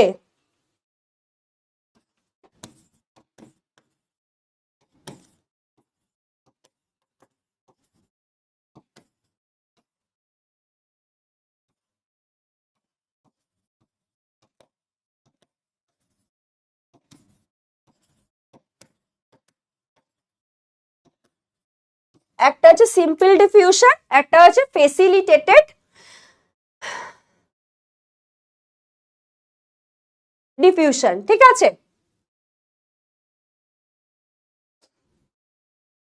আচ্ছা, এই জায়গাটা থেকে কোষ পর্দা তখন বললাম, মানে এখান, আচ্ছা এইখানটায় দেখ আমি একটা ভালো করে তোদেরকে বলি, যে সৌম্যদীপ তুই ইয়ে বুঝতে পারছিস না, ব্যাপন। এই দেখ বেশি ঘনত্ব, এখানে বেশি অণু আছে, বেশি ঘনত্ব থেকে কম ঘনত্বের দিকে যাচ্ছে, ঠিক আছে। এখানে দেখ কম ঘনত্ব আছে, কোষ পর্দার ভেদ করে এটা যাচ্ছে, ঠিক আছে। বেশি ঘনত্ব, হ্যাঁ ডিফিউশন ঠিকই আছে, যাচ্ছে। আচ্ছা নেক্সট আমরা শুরু করি। আচ্ছা এটা হচ্ছে কি সহজ ব্যাপনটা কি, যেটা ব্যাপনের সংজ্ঞা সেটাই, সেই বিষয়টাই হচ্ছে সিম্পল ডিফিউশন বা সহজ সহজ ব্যাপন, যেটা মানে হচ্ছে কোষ পর্দা ভেদ করে উচ্চ ঘনত্বযুক্ত অঞ্চল থেকে, এই যে কোষ পর্দা ভেদ করে উচ্চ ঘনত্বযুক্ত অঞ্চল থেকে নিম্ন ঘনত্বযুক্ত অঞ্চলের দিকে যে পরিবহনটা হচ্ছে সেটাকে বলা হচ্ছে কি সহজ ব্যাপন, ঠিক আছে। কোন রকম বাধা নেই, বিনা বাধায় যাতায়াত করতে পারছে, সেটাকেই বলা হচ্ছে সহজ ব্যাপন। কিন্তু সহায়ক ব্যাপন কি বলছে? সহায়ক ব্যাপন বলছে যে সহায়ক ব্যাপনটা ঘটতে গেলে একটা জিনিসের প্রয়োজন লাগছে। কি লাগছে? এই যে প্রোটিন বাহকের, এইখানটায় কাজ করে না বোর্ডটা, এখানে প্রোটিন বাহকের একটা প্রয়োজন হচ্ছে, ঠিক আছে। প্রোটিন বাহকটা দ্বারা প্রোটিন বাহক কি করছে? সহায়ক ব্যাপনটা ঘটাচ্ছে। কি করছে? সে বহিঃকোষীয় তরলে মানে উচ্চ গাঢ়ত্বযুক্ত অঞ্চল থেকে নিম্ন গাঢ়ত্বযুক্ত অঞ্চলের দিকে জিনিসটা মানে এই প্রবাহিতটা হচ্ছে, ঠিক আছে। এবার এটা ক্লিয়ার হয়েছে তো? মানে সহজ ব্যাপন আর ফেসিলিটেটেড ব্যাপনের মধ্যে পার্থক্যটা কি? সহায়ক ব্যাপনে মেন যেটা পার্থক্য অনেক আছে, মেন যেটা পার্থক্য এখানে কোন রকম মিডিয়েটারের প্রয়োজন হচ্ছে না, কারোর প্রয়োজন হচ্ছে না, সে নিজে নিজেই সহজ ব্যাপন, সে কোষ পর্দা ভেদ করে উচ্চ গাঢ়ত্ব থেকে নিম্ন গাঢ়ত্বে চলে আসছে। বাট সহায়ক ব্যাপন প্রক্রিয়ায় কি ঘটছে? সহায়ক ব্যাপন প্রক্রিয়ায় উচ্চ গাঢ়ত্ব থেকে নিম্ন গাঢ়ত্বে আসতে গেলে কি লাগছে? একটা প্রোটিন বাহক লাগছে, ঠিক আছে। তাই জন্য বলা হচ্ছে সহায়ক, কারোর একটা সাহায্যে সে উচ্চ গাঢ়ত্ব থেকে নিম্ন গাঢ়ত্বে আসছে, এটাকে বলা হচ্ছে কি সহায়ক ব্যাপন, ঠিক আছে। এবার এই সহায়ক ব্যাপনের আবার 3 রকম আছে। 3 রকম কি কি?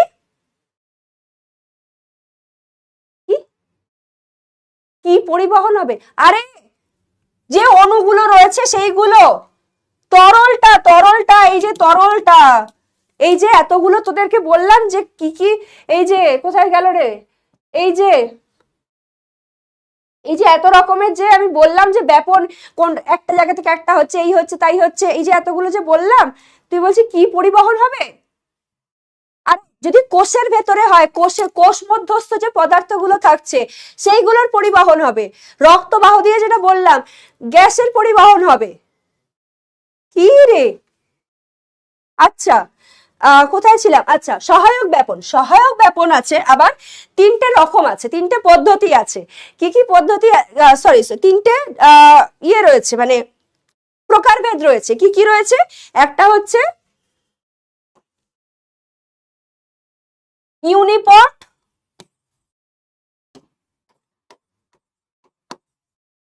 ইউনিপট, একটা রয়েছে অ্যান্টিপট, আর একটা রয়েছে সিমপোর্ট, ঠিক আছে। ইউনিপোর্ট মানে হচ্ছে কি? ইউনিপোর্ট মানে হচ্ছে প্রোটিন বাহকের মাধ্যমে কোনো একটা মানে একটা তরল থেকে মানে একদিকে হচ্ছে, একটাই হচ্ছে ইউনিপোর্ট, একটি পদার্থের অণু হচ্ছে, ঠিক আছে।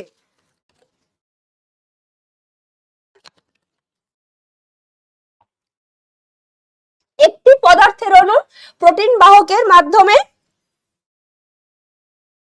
মানে এটা তোদের যেতে মানে সহায়ক ব্যাপনটা একটি পদার্থ দ্বারা হচ্ছে, প্রোটিন বাহক থাকছে এবং সেটা কোষ মধ্যস্থ মানে কোষের বাইরে থেকে কোষের ভেতরে যাচ্ছে, একমুখীভাবে প্রবাহিত হচ্ছে। মানে হচ্ছে ধর এখানে আছে, এখান অনলি এপাশ থেকেই এপাশে আসছে, ঠিক আছে, এই একমুখী ভাবে প্রবাহিত হচ্ছে, এটা হচ্ছে ইউনিপোর্ট, প্রোটিন বাহকের সাহায্য নিচ্ছে, নিয়ে কি করছে, কোনো একটি পদার্থের অণু বহিঃকোষীয় থেকে অন্তঃকোষে যাচ্ছে একমুখী ভাবে। ঠিক আছে, এবার যদি অ্যান্টিপোড বলি, অ্যান্টিপোড মানে হচ্ছে এখানে অ্যান্টি আর সিমে মনে রাখবে দুটি পদার্থ লাগবে। আর ইউনি, ইউনি এই যে সাফিক্সটার মানেই, প্রিফিক্সটার মানেই হচ্ছে কি, ইউনি মানে হচ্ছে এক। ঠিক আছে, ওয়েলকাম সৌরভ। আচ্ছা, অ্যান্টিপোডটা তাহলে কি বলবো, অ্যান্টিপোডে কি হচ্ছে, একটা এদিকে হলে একটা এদিকে হচ্ছে। ঠিক আছে, উভমুখী হচ্ছে অ্যান্টিপোড, বোঝা গেছে? তাহলে এক্ষেত্রে দুটো পদার্থের অণু লাগবে এবং দুটোই ধনাত্মক বা দুটোই ঋণাত্মক হবে। কেন? কারণ ধনাত্মক ধনাত্মক কি করে, অ্যাট্রাক্ট করে না, ঠিক আছে, ডিস্ট্রাক্ট করে। ঋণাত্মক ঋণাত্মক কি করে, ডিস্ট্রাক্ট করে। ঠিক আছে, তাহলে একটা এদিকে গেলে একটা ওদিকে যাবে, তাহলে ধরে দুটোকেই পজিটিভ আছে এটা করে নিতে হবে। আর দুটো পদার্থের অণু প্রোটিন বাহকের মাধ্যমে উভমুখে, ঠিক আছে, দুটো বিপরীত মুখে, উভমুখে না, দুটো বিপরীত মুখে পরিবাহিত হচ্ছে। আর সিমপোডটা কি, সিমপোডটা হচ্ছে কি দুটো একই দিকে প্রবাহিত হচ্ছে, দুটি পদার্থের অণু প্রোটিন বাহকের উপস্থিতিতে একই দিকে প্রবাহিত হচ্ছে। তাহলে কি সেটা তাহলে কি হচ্ছে, সিমপোটে দুটো পদার্থের অণু বাহক প্রোটিনের সাহায্য, মানে প্রোটিন বাহক বা বাহক প্রোটিনের সাহায্য নিয়ে একই দিকে প্রবাহিত হচ্ছে।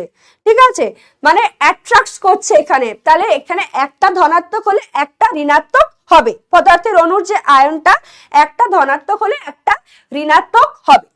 এটা বোঝা গেছে তিনটে, ইউনিপোড, অ্যান্টিপোড, সিমপোড। এটা একটু ক্লিয়ার করে বল, বুঝতে পেরেছিস? বল রে। ইউনিপোড হচ্ছে একটি পদার্থ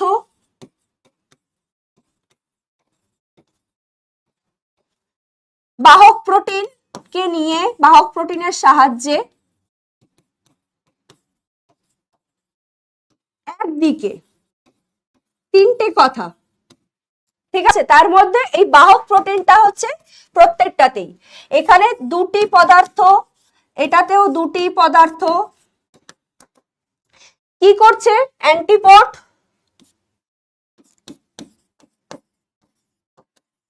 বিপরীত মুখে, আর সিমপোড কি করছে, একই দিকে বা এক মুখে। ঠিক আছে, এখানে কোনো আয়নের গল্প নেই, এখানে দুটোই পজিটিভ বা দুটোই নেগেটিভ, আর এখানে একটা পজিটিভ হলে একটা নেগেটিভ হচ্ছে। বোঝা গেছে? আচ্ছা, এই যে দেওয়াই আছে, দেখে নে একবার।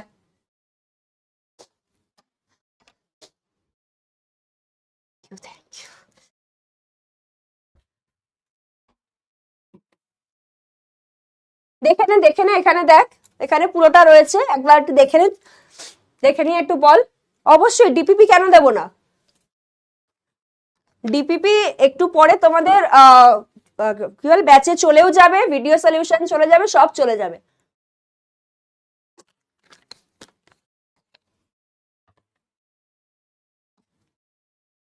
এবার পেন কোথায় গেল?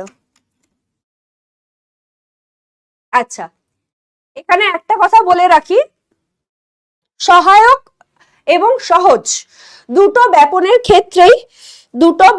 ক্ষেত্রেই কিন্তু এটা হচ্ছে নিষ্ক্রিয় পদ্ধতি, মানে কোন রকম কোনো শক্তির প্রয়োজন হচ্ছে না। ঠিক আছে,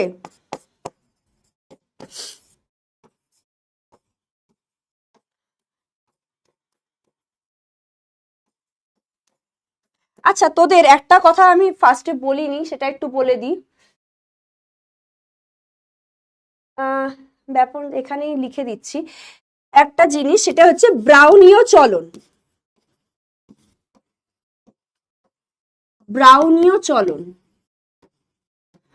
ঠিক আছে। ব্রাউনীয় চলনটা কি? ব্রাউনীয় চলনটা হচ্ছে,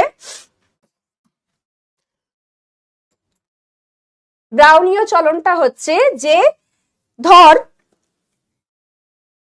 যে ব্যাপন প্রক্রিয়াটা ঘটার পরে আমার কাছে এখন দুটো সমঘনত্বের তরল রয়েছে, ঠিক আছে, একদম দুটো সমঘনত্বের পদার্থ রয়েছে, তরল বলবো না কারণ গ্যাসেরও হয়, ঠিক আছে, পদার্থ রয়েছে, কিন্তু ওটার ভেতরে যে অণুগুলো রয়েছে সেগুলো কিন্তু নিজেরা এরকম করে চলাচল করছে, নিজেরা কিন্তু নড়ছে, ঠিক আছে, নিজেরা কিন্তু ইতস্তত ভাবে স্বতঃস্ফূর্ত ভাবে নড়ছে।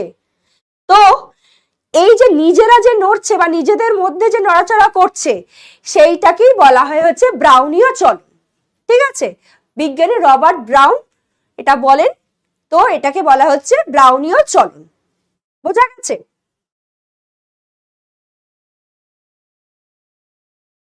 আচ্ছা, এটা আমি লিখে দিই একবার। ব্যাপন শেষ হওয়ার পর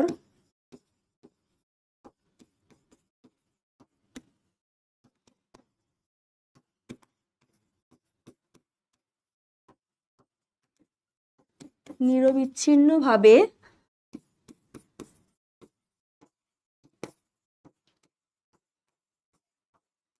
পদার্থের অণুগুলি, নিরবিচ্ছিন্নভাবে পদার্থের অণুগুলি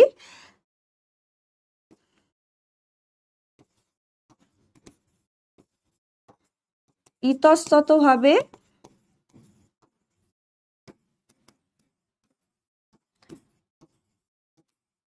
নড়াচড়া করে, ঠিক আছে, তো সেটাকেই বলা হচ্ছে ব্রাউনীয় চলন। এইটা বলে দিলাম।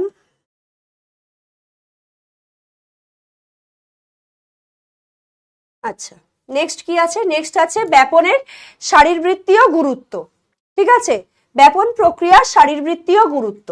ব্যাপন প্রক্রিয়ার শারীরবৃত্তীয় গুরুত্বের মধ্যে যেটা পড়ে হচ্ছে আমাদের শরীরের ভেতরে সমস্ত, আরে ক্লাসটা তো কর, তারপরে পোলের কথা বলবো।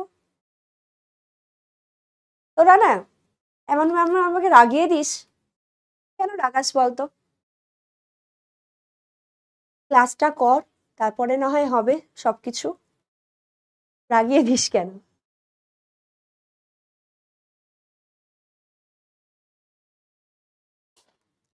সব হবে, আমি যখন আছি সব হবে। আচ্ছা, কি আছে? ব্যাপন প্রক্রিয়ার শারীরবৃত্তীয় গুরুত্ব কি বলছে? এর যে শারীরবৃত্তীয় গুরুত্বগুলো কি রয়েছে দেখ, আমাদের শরীরে যে বিভিন্ন পাচক রসগুলো রয়েছে, ঠিক আছে, সেইগুলো পরিবহন হচ্ছে,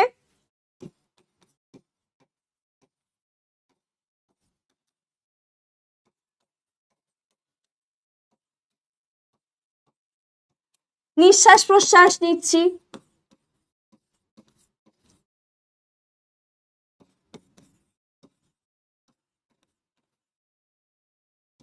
ঠিক আছে, তারপরে হচ্ছে নিঃশ্বাস প্রশ্বাস মানে হচ্ছে O2 CO2 রক্তে মিশছে সেইটা, ঠিক আছে, তারপরে হচ্ছে কি আমরা যে খাবারটা খাচ্ছি সেই খাবারটা কি হচ্ছে, পরিপাকের জন্য শোষণ হচ্ছে, ঠিক আছে, সেইটা হচ্ছে।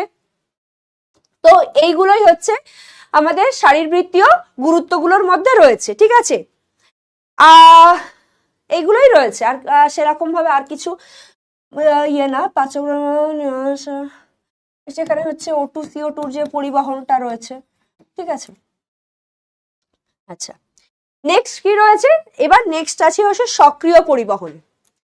আচ্ছা, সক্রিয় পরিবহন এই জায়গাটা পরে করছি, আগে অভিশ্রবণটা করি।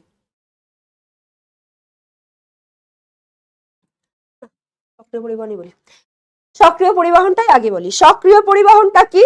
সক্রিয় পরিবহনটা হচ্ছে যে জৈব ভৌত প্রক্রিয়াটি জৈব শক্তির উপস্থিতিতে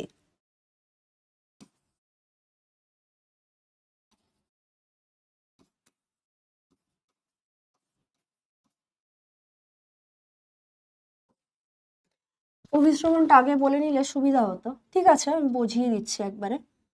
এখানে মেনলি যে এখানে অভিশ্রবণের সংজ্ঞার সাথে এই সংজ্ঞাটার জাস্ট একটা ছোট্ট পার্থক্য আছে। পার্থক্যটা কি? পার্থক্যটা হচ্ছে জৈব শক্তি লাগছে এখানে।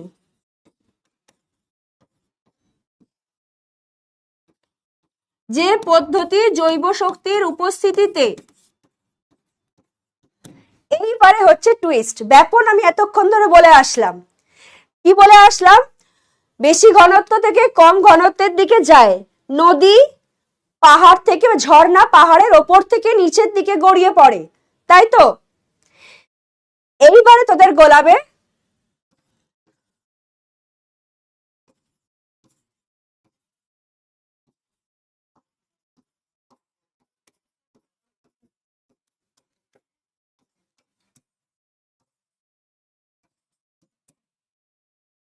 দেখ কেমন লাগে। যে জৈব ভৌত প্রক্রিয়া জৈব শক্তির উপস্থিতিতে কম ঘনত্বযুক্ত অঞ্চল থেকে বেশি ঘনত্বযুক্ত অঞ্চলের দিকে প্রবাহিত হয়, সেটাকে বলা হচ্ছে সক্রিয় পরিবহন। সেটাকে বলা হচ্ছে সক্রিয় পরিবহন। লাগা না ঝটকা? ম্যাম কি বললো যে এটা কম ঘনত্ব থেকে বেশি ঘনত্ব? তাহলে এখানে লজিক কি কাজ করছে? কম ঘনত্ব থেকে বেশি ঘনত্বের দিকে কি করে যাবে? ওখানে তো জায়গাতে কম রয়েছে, এমনি সে কম, তাহলে বেশি ঘনত্বের দিকে সে যাবে কি করে? বেশি ঘনত্বের কাছে, কম ঘনত্বের কাছে এমনি জিনিসপত্র কম রয়েছে, বলছে কম, আর ওদিকে বেশি ঘনত্বকে কি বলছে? ওর কাছে বেশি রয়েছে, তারপরেও কম থেকে বেশিতে কি করে যাচ্ছে? কি করে পসিবল এটা? এটাই পসিবল, কারণ আমরা প্রথমেই একটা জিনিস জেনেছিলাম, বলেছিলাম এটাকে মনে রাখ, এটাই সব থেকে কাজে লাগবে, এটাই কাজে লাগবে।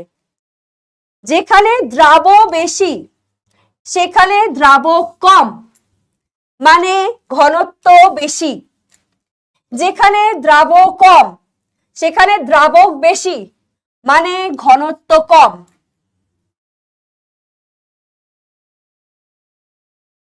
কলাম ম্যাচিং পারি না গুলিয়ে যায়, ওটা কোনো ব্যাপার না, যখন কোয়েশ্চেন অ্যান্সার সলভ করাবো ভালো করে পড়িয়ে দেবো। তো আর আগে এইটা পড়, বল তো, এই বল অভিশ্রবণ কি করে ঘটছে আগে বল, তারপর তোর কলাম ম্যাচিং আমি করাবো। আগে বল অভিশ্রবণ কি করে করছে। আগে তুই অভিশ্রবণ জানিস না, তুই কার সাথে, তুই এমনিই তো কলাম ম্যাচিং এ গুলিয়ে ফেলবি। অভিশ্রবণের ঘরে ব্যাপন, ব্যাপনের ঘরে অভিশ্রবণ লিখবি, তুই আবার আলাদা করে কি কলাম ম্যাচিং করবি?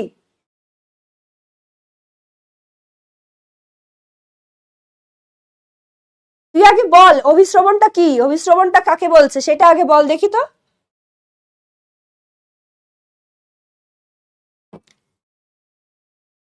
শোন, কোথায় গেল সে জিনিসটা? এইটা ভালো করে দেখে নিলি তো?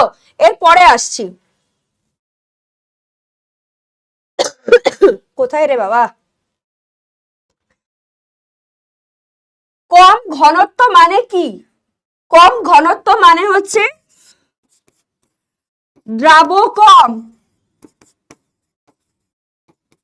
দ্রাবক বেশি। বেশি ঘনত্ব মানে কি? দ্রাব বেশি, দ্রাবক কম। সক্রিয় পরিবহনটা আমি পরে বলছি, আগে অভিশ্রবণটা না বললে সক্রিয় পরিবহন গুলিয়ে যাবে। অভিশ্রবণটা কি? অভিশ্রবণ হচ্ছে যে পদ্ধতি, যে পদ্ধতিতে কোনো পরিবহন, কোনো অর্ধবেদ্য পর্দা উপস্থিতিতে, ঠিক আছে, কম ঘনত্ব থেকে বেশি ঘনত্বের দিকে প্রবাহিত হয়, তাকে বলা হচ্ছে অভিশ্রবণ, তাকে বলা হচ্ছে অভিশ্রবণ। অভিশ্রবণের এটা আবার বলছি, ভালো করে শোন। যে পদ্ধতিতে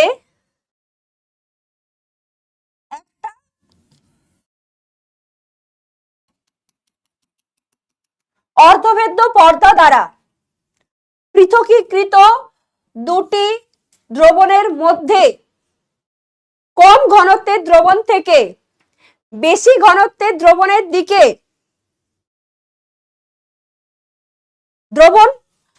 দ্রাবক অণুগুলো, ভালো করে প্রত্যেকটা ওয়ার্ড শোন, দ্রাবক অণুগুলো প্রবাহিত হয়ে সম ঘনত্বের দ্রবণ উৎপন্ন করে, তাকে বলা হচ্ছে অভিস্রবণ। কতগুলো ওয়ার্ড বললাম, ঝটকা তো লেগেছে আজকে। এটা অর্ধবেদ্য পর্দা, এটা কম ঘনত্ব, এটা বেশি ঘনত্ব।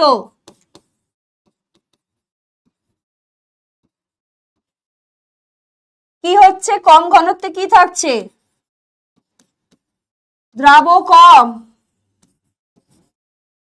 দ্রাবক বেশি,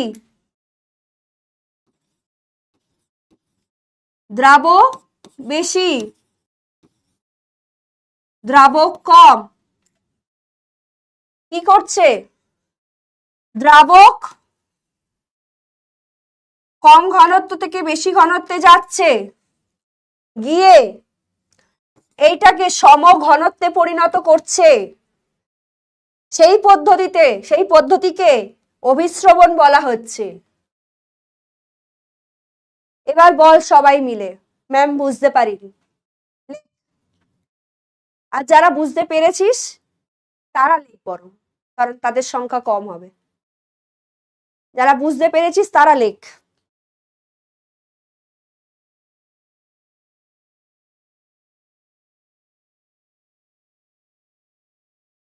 গুলিয়ে গেছে, বুঝতে পারেনি, গুলিয়ে গেছে, কেউ বুঝতে পারেনি।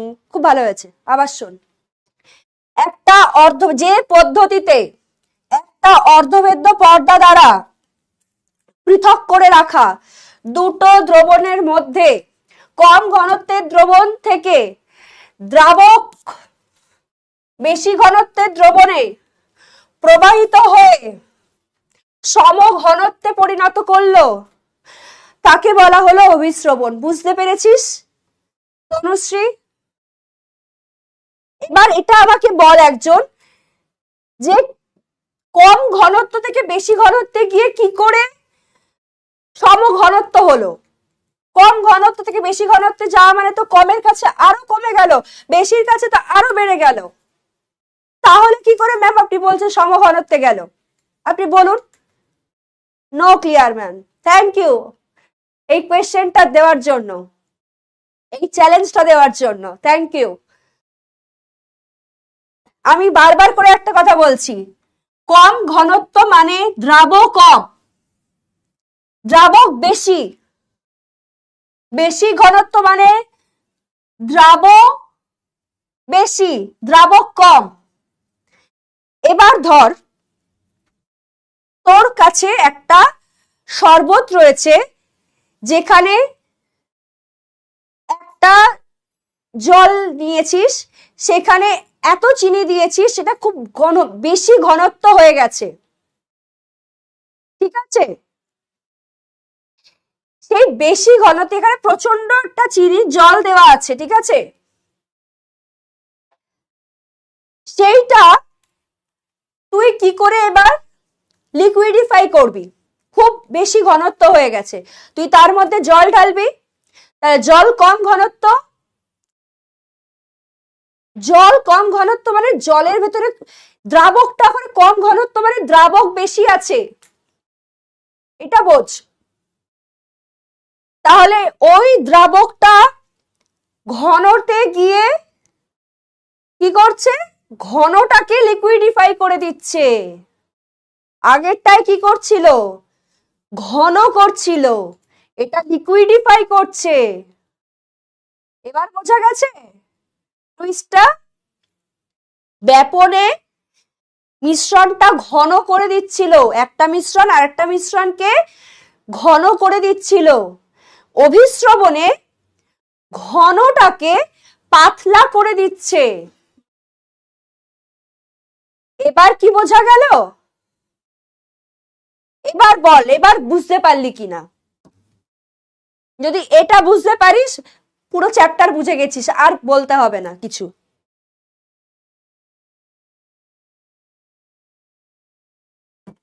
আর কিচ্ছু বলতে হবে না। কনডেন্স মিল্কের মধ্যে, কনডেন্স মিল্ক দেখেছিস? কনডেন্স মিল্ক কিরকম হয়? ঘন হয়। কনডেন্স মিল্কের মধ্যে যদি জল ঢালা হয়, গুললাম, পাতলা হয়ে গেল। এই যে ঘটনাটা, যে বিষয়টা বললাম, এইখানটায় সেম বিষয়টা ঘটছে। বোঝা গেছে? বোঝা গেল তো?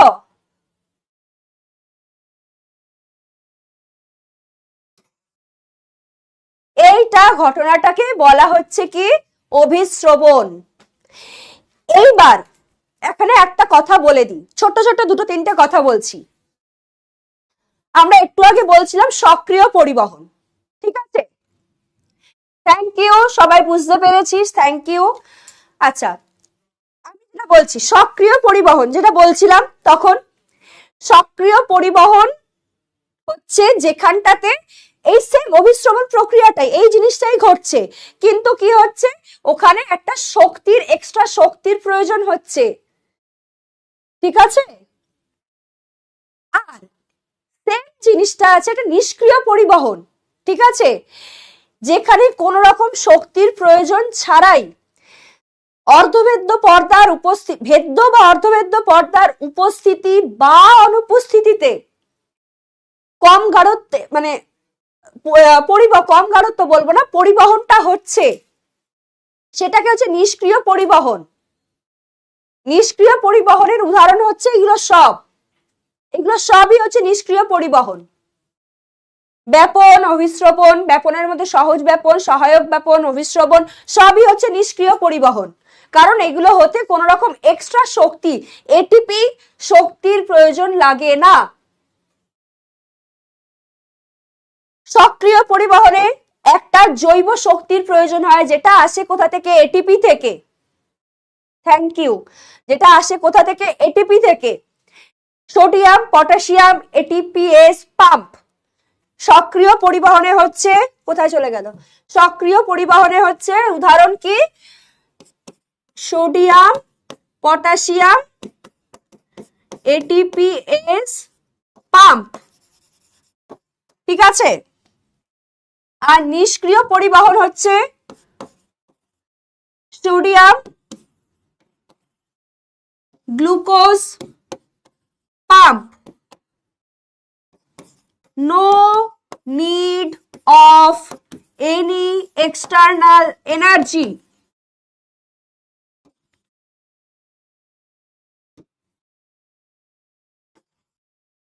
Can be done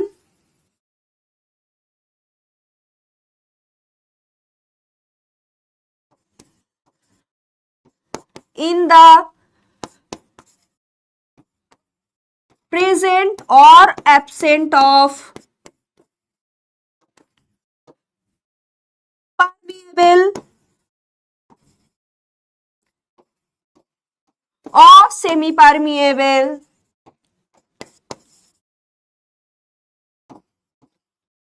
membrane. এটা হচ্ছে নিষ্ক্রিয় পরিবহন। বোঝা গেছে? নিষ্ক্রিয় পরিবহন।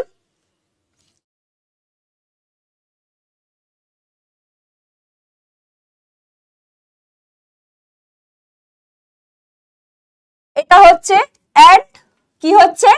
বহিঃকোষ থেকে অন্তঃকোষের মধ্যে পরিবহন, অণু বা আয়নের পরিবহন হচ্ছে। সেটা যেরকম, ব্যাপনের ক্ষেত্রে কম ঘনত্ব থেকে বেশি, বেশি থেকে কম ঘনত্বে, আর অভিস্রবণের ক্ষেত্রে কি? কম ঘনত্ব থেকে বেশি ঘনত্বে, ঠিক আছে? যে কোনো রকম ঘনত্বটা এখানে ম্যাটার করছে না নিষ্ক্রিয় পরিবহনের ক্ষেত্রে। এই দুটো পয়েন্ট এখানে ম্যাটার করছে, আর এটা হচ্ছে এক্সাম্পল, ঠিক আছে? এটাই হচ্ছে নিষ্ক্রিয় পরিবহন। নিষ্ক্রিয় পরিবহনের গল্প যদি দেয় এখানেই শেষ, বাদ বাকিটা হচ্ছে চলে আসবে ব্যাপন, যেটা পড়ালাম এতক্ষণ ধরে সেটা। অভিস্রবণ অলরেডি আমি ডান করে দিয়েছি, অভিস্রবণের বাদ বাকি পোর্শনটা আছে। অভিস্রবণের সংজ্ঞা বুঝে গেছিস, মানে বাদ বাকিটা ইজি, আর কিছু নেই। কয়েকটা ক্লাসিফিকেশন আছে সেটা আমি বলবো, ঠিক আছে। আর সক্রিয় পরিবহনটাও বুঝে গেছিস আশা করছি, এটা আছে এক্সাম্পল। সক্রিয় পরিবহনটাই বুঝে গেছিস, এইটা এখানে ইম্পর্টেন্ট কথা, জৈব শক্তির উপস্থিতিতে এন্ড কম ঘনত্ব থেকে বেশি ঘনত্ব যুক্ত অঞ্চলের দিকে প্রবাহিত হচ্ছে, ঠিক আছে। দ্যাটস ইট, এখানেই এটা শেষ। নিষ্ক্রিয় পরিবহন, সক্রিয় পরিবহন, এখানেই এটা শেষ, ঠিক আছে। আচ্ছা, নেক্সট আছে কি আছে, অন্ত অভিস্রবণ, বহি অভিস্রবণ। অন্ত অভিস্রবণ কি, অভিস্রবণ আমরা বুঝে গেছি, এবার অন্ত অভিস্রবণ কি। অন্ত অভিস্রবণ মানে হচ্ছে বাইরে থেকে ভিতরে, বাইরে থেকে ভিতরে। বহি অভিস্রবণ মানে হচ্ছে ভিতর থেকে বাইরে,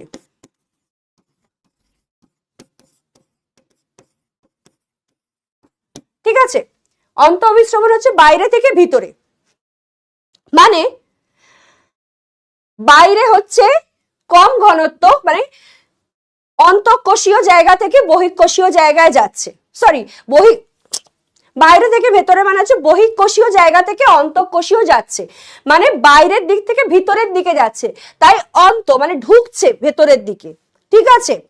এন্ড বহি অভিস্রবণ কি, ভিতর থেকে বাইরে, মানে ভিতরে কম ঘনত্ব আছে, বাইরে বেশি ঘনত্ব আছে, ঠিক আছে। তাহলে ভিতর থেকে বাইরের দিকে যাচ্ছে, এন্ড দ্যাটস কল্ড বহি অভিস্রবণ। এখান থেকে একটা খুব ইম্পর্টেন্ট কোয়েশ্চেন, মানে ছোটবেলা থেকে তোরা শুনে এসেছিস কিশমিশ আর আঙুরের গল্প। অন্ত অভিস্রবণ হচ্ছে কিশমিশের গল্প, বহি অভিস্রবণ হচ্ছে আঙুরের গল্প, ঠিক আছে। অন্ত অভিস্রবণে কি বলছে, অন্ত অভিস্রবণ বলছে যে কিশমিশটাকে, একটা কিশমিশকে যদি জলের মধ্যে রেখে দেওয়া হয়, পরে একদিন রাত্রিবেলাতে রেখে দিলি, পরের দিন সকালবেলা উঠে দেখলি কিশমিশটা ফুলে গেছে, মানে মানে ওর ভেতরে কনসেন্ট্রেশন কি আছে, বেশি আছে, বাইরে কম আছে, তাহলে বাইরে থেকে ভেতরে ঢুকে গেছে কোষের ভেতরে, সেটা হচ্ছে কিশমিশ ফুলে গেছে।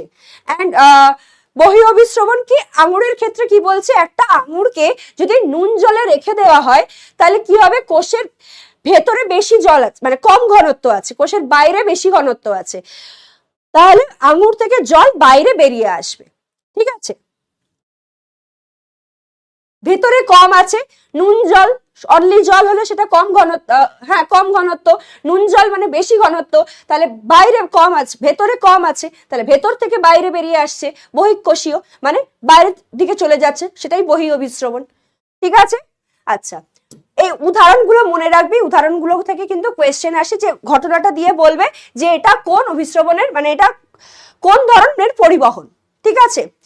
আচ্ছা, যদি আরো একটা টিপস দিয়ে রাখছি, যদি পরীক্ষা এরকম আসে, এই কিশমিশের ঘটনাটা দিয়ে লিখলো, অপশন 4টে অপশনের মধ্যে দিল অন্ত অভিস্রবণ, অভিস্রবণ, দুটো অপশনই আছে, স্পেসিফিক্যালি কিন্তু অন্ত অভিস্রবণই হবে, কেউ অভিস্রবণে টিক করবি না, অন্ত অভিস্রবণেই টিক করবি, ঠিক আছে।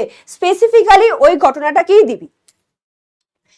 আচ্ছা, নেক্সট হচ্ছে কোষান্তর অভিস্রবণ। কোষান্তর অভিস্রবণ হচ্ছে কি, আমাদের শরীরের সব জায়গায় তো, মানে জীবদেহের কথাই বলছি, জীবদেহের সব জায়গায় তো ঘনত্ব সমান নয়, কোনো জায়গাতেই ঘনত্ব সমান নয়, তাহলে এই যে ঘটনাটা, এটা কন্টিনিউয়াস চলতে থাকছে, যে ঠিক আছে, এটাকেই বলা হচ্ছে,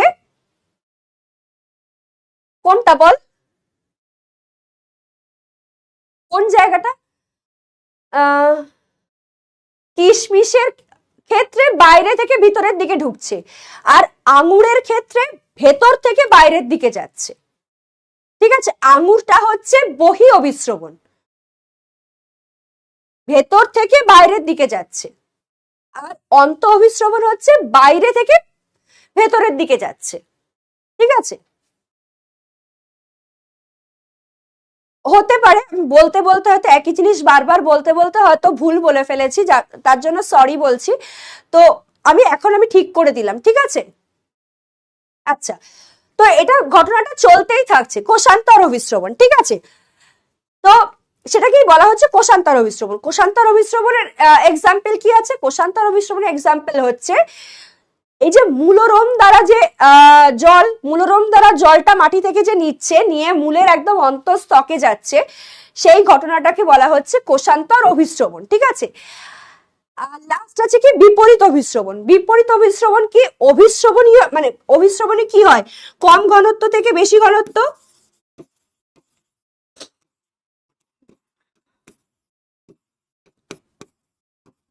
বেশি ঘনত্ব। আর বিপরীত অভিস্রবণে কি হয়, বেশি ঘনত্ব থেকে কম ঘনত্বে আসে। এটা কি করা হয়, বলপূর্বক করানো হয়, এখানে অভিস্রবণীয় চাপ বেশি দেওয়া হয়।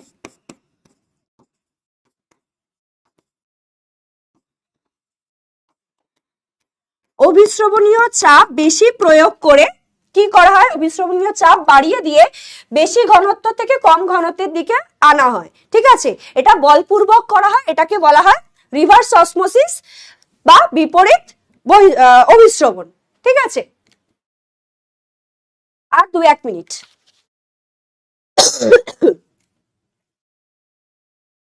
আচ্ছা, এবার হচ্ছে কি অভিস্রবণীয় চাপটা কি।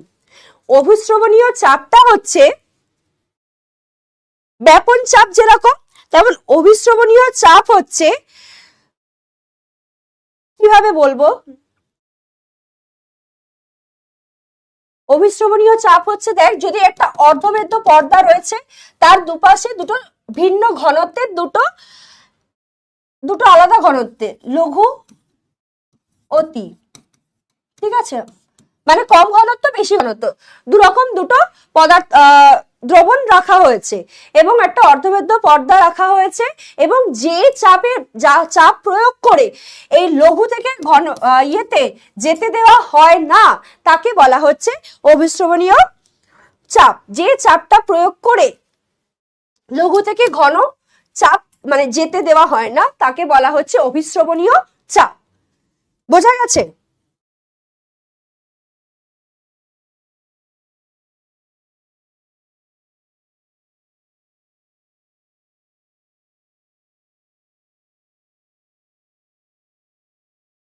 নেক্সট দেখ কি রয়েছে, অভিস্রবণের শারীরবৃত্তীয় গুরুত্ব। অভিস্রবণের শারীরবৃত্তীয় গুরুত্বর মধ্যে কি আছে, এই যে ধর এই যে আরবিসি যে সেলটা রয়েছে, সেই সেলটা চুপসে যাওয়া, সেইটা একটা রয়েছে। ঠিক আছে, তো এইগুলো হচ্ছে অভিস্রবণের শারীরবৃত্তীয় গুরুত্ব, যার মধ্যে বিভিন্ন জল এবং অন্যান্য যে পদার্থগুলো রয়েছে, সেই পদার্থগুলিকে এক জায়গায় মানে শরীরে বিভিন্ন জায়গায় যে ছড়িয়ে দেওয়া। ঠিক আছে,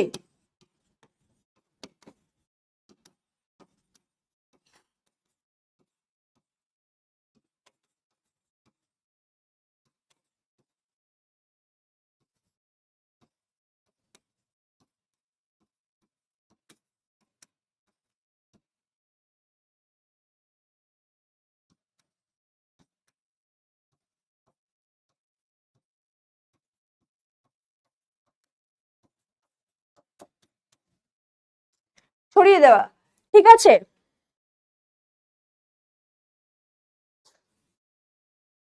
নেক্সট আর কি আছে, আহ আর আছে যে শরীরে বিভিন্ন রকম লবণ, খনিজ লবণ, সেই জিনিসগুলো যে একটা ছড়িয়ে দেওয়া, সেই জিনিসগুলো রয়েছে। তো এইগুলোই হচ্ছে তো অভিস্রবণের শারীরবৃত্তীয় গুরুত্ব। তো আজকের ক্লাস, না সৌম্যদীপ, আমারও ভুল হতে পারে, বলতে বলতে অনেক সময় আমারও ভুল হয়ে যেতে পারে, সরি। ভুল হলে সরি অবশ্যই বলবে, কেন বলবে না। সরি বলার জন্য ছোট বড় কাউকে হতে মানে কোনো ব্যাপার না, ভুল হলে অবশ্যই সরি বলতে হবে। ঠিক আছে, সেটা ছোট হলেও বলতে হবে, বড় হলেও বলতে হবে, আই বিলিভ ইন দিস।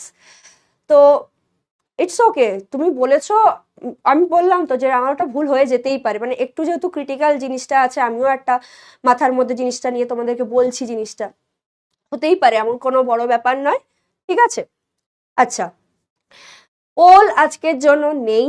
ঠিক আছে, আজকের জন্য ডিপিপিতেই সবকটা কোয়েশ্চেন আমি দিয়েছি মেনলি, সেই জায়গাটা ডিপিপিটা তোমরা প্লিজ উত্তর না দেখে করার চেষ্টা করো, কারণ আমি ম্যাক্সিমাম 99% এখানটায় আমি বলে দিয়েছি।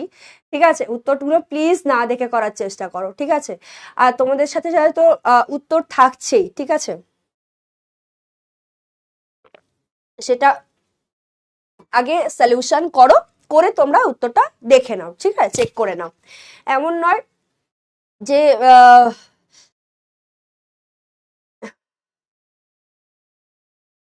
খারাপ লাগলো শুনে, আচ্ছা ঠিক আছে, পরের দিন আমি একদম ভোরে ভোরে এখানে পোলের জন্য কোয়েশ্চেন নিয়ে আসবো, একদম কথা দিচ্ছি। নেক্সট ক্লাসে আমি একদম ভোরে ভোরে এখানে কোয়েশ্চেন নিয়ে আসবো, ঠিক আছে। আজকে সেশনটা একটু লেন্দি ছিল, আমার শেষ করতে পারবো কিনা টাইম মতো, একটা প্রত্যেকটা ক্লাসের তো একটা টাইমিং থাকে বাবা। তো হ্যাঁ, এবার বলুন প্রিভিয়াস ইয়ারের কোয়েশ্চেনটা কিভাবে দেব। আচ্ছা তুই বললি যেটা, সেটা আমি ট্রাই করছি, দেখছি যদি পার্সোনাল মেসেজ করলে তুই যদি আমাকে দিতে পারিস, আমি তাহলে চেষ্টা করছি, ঠিক আছে।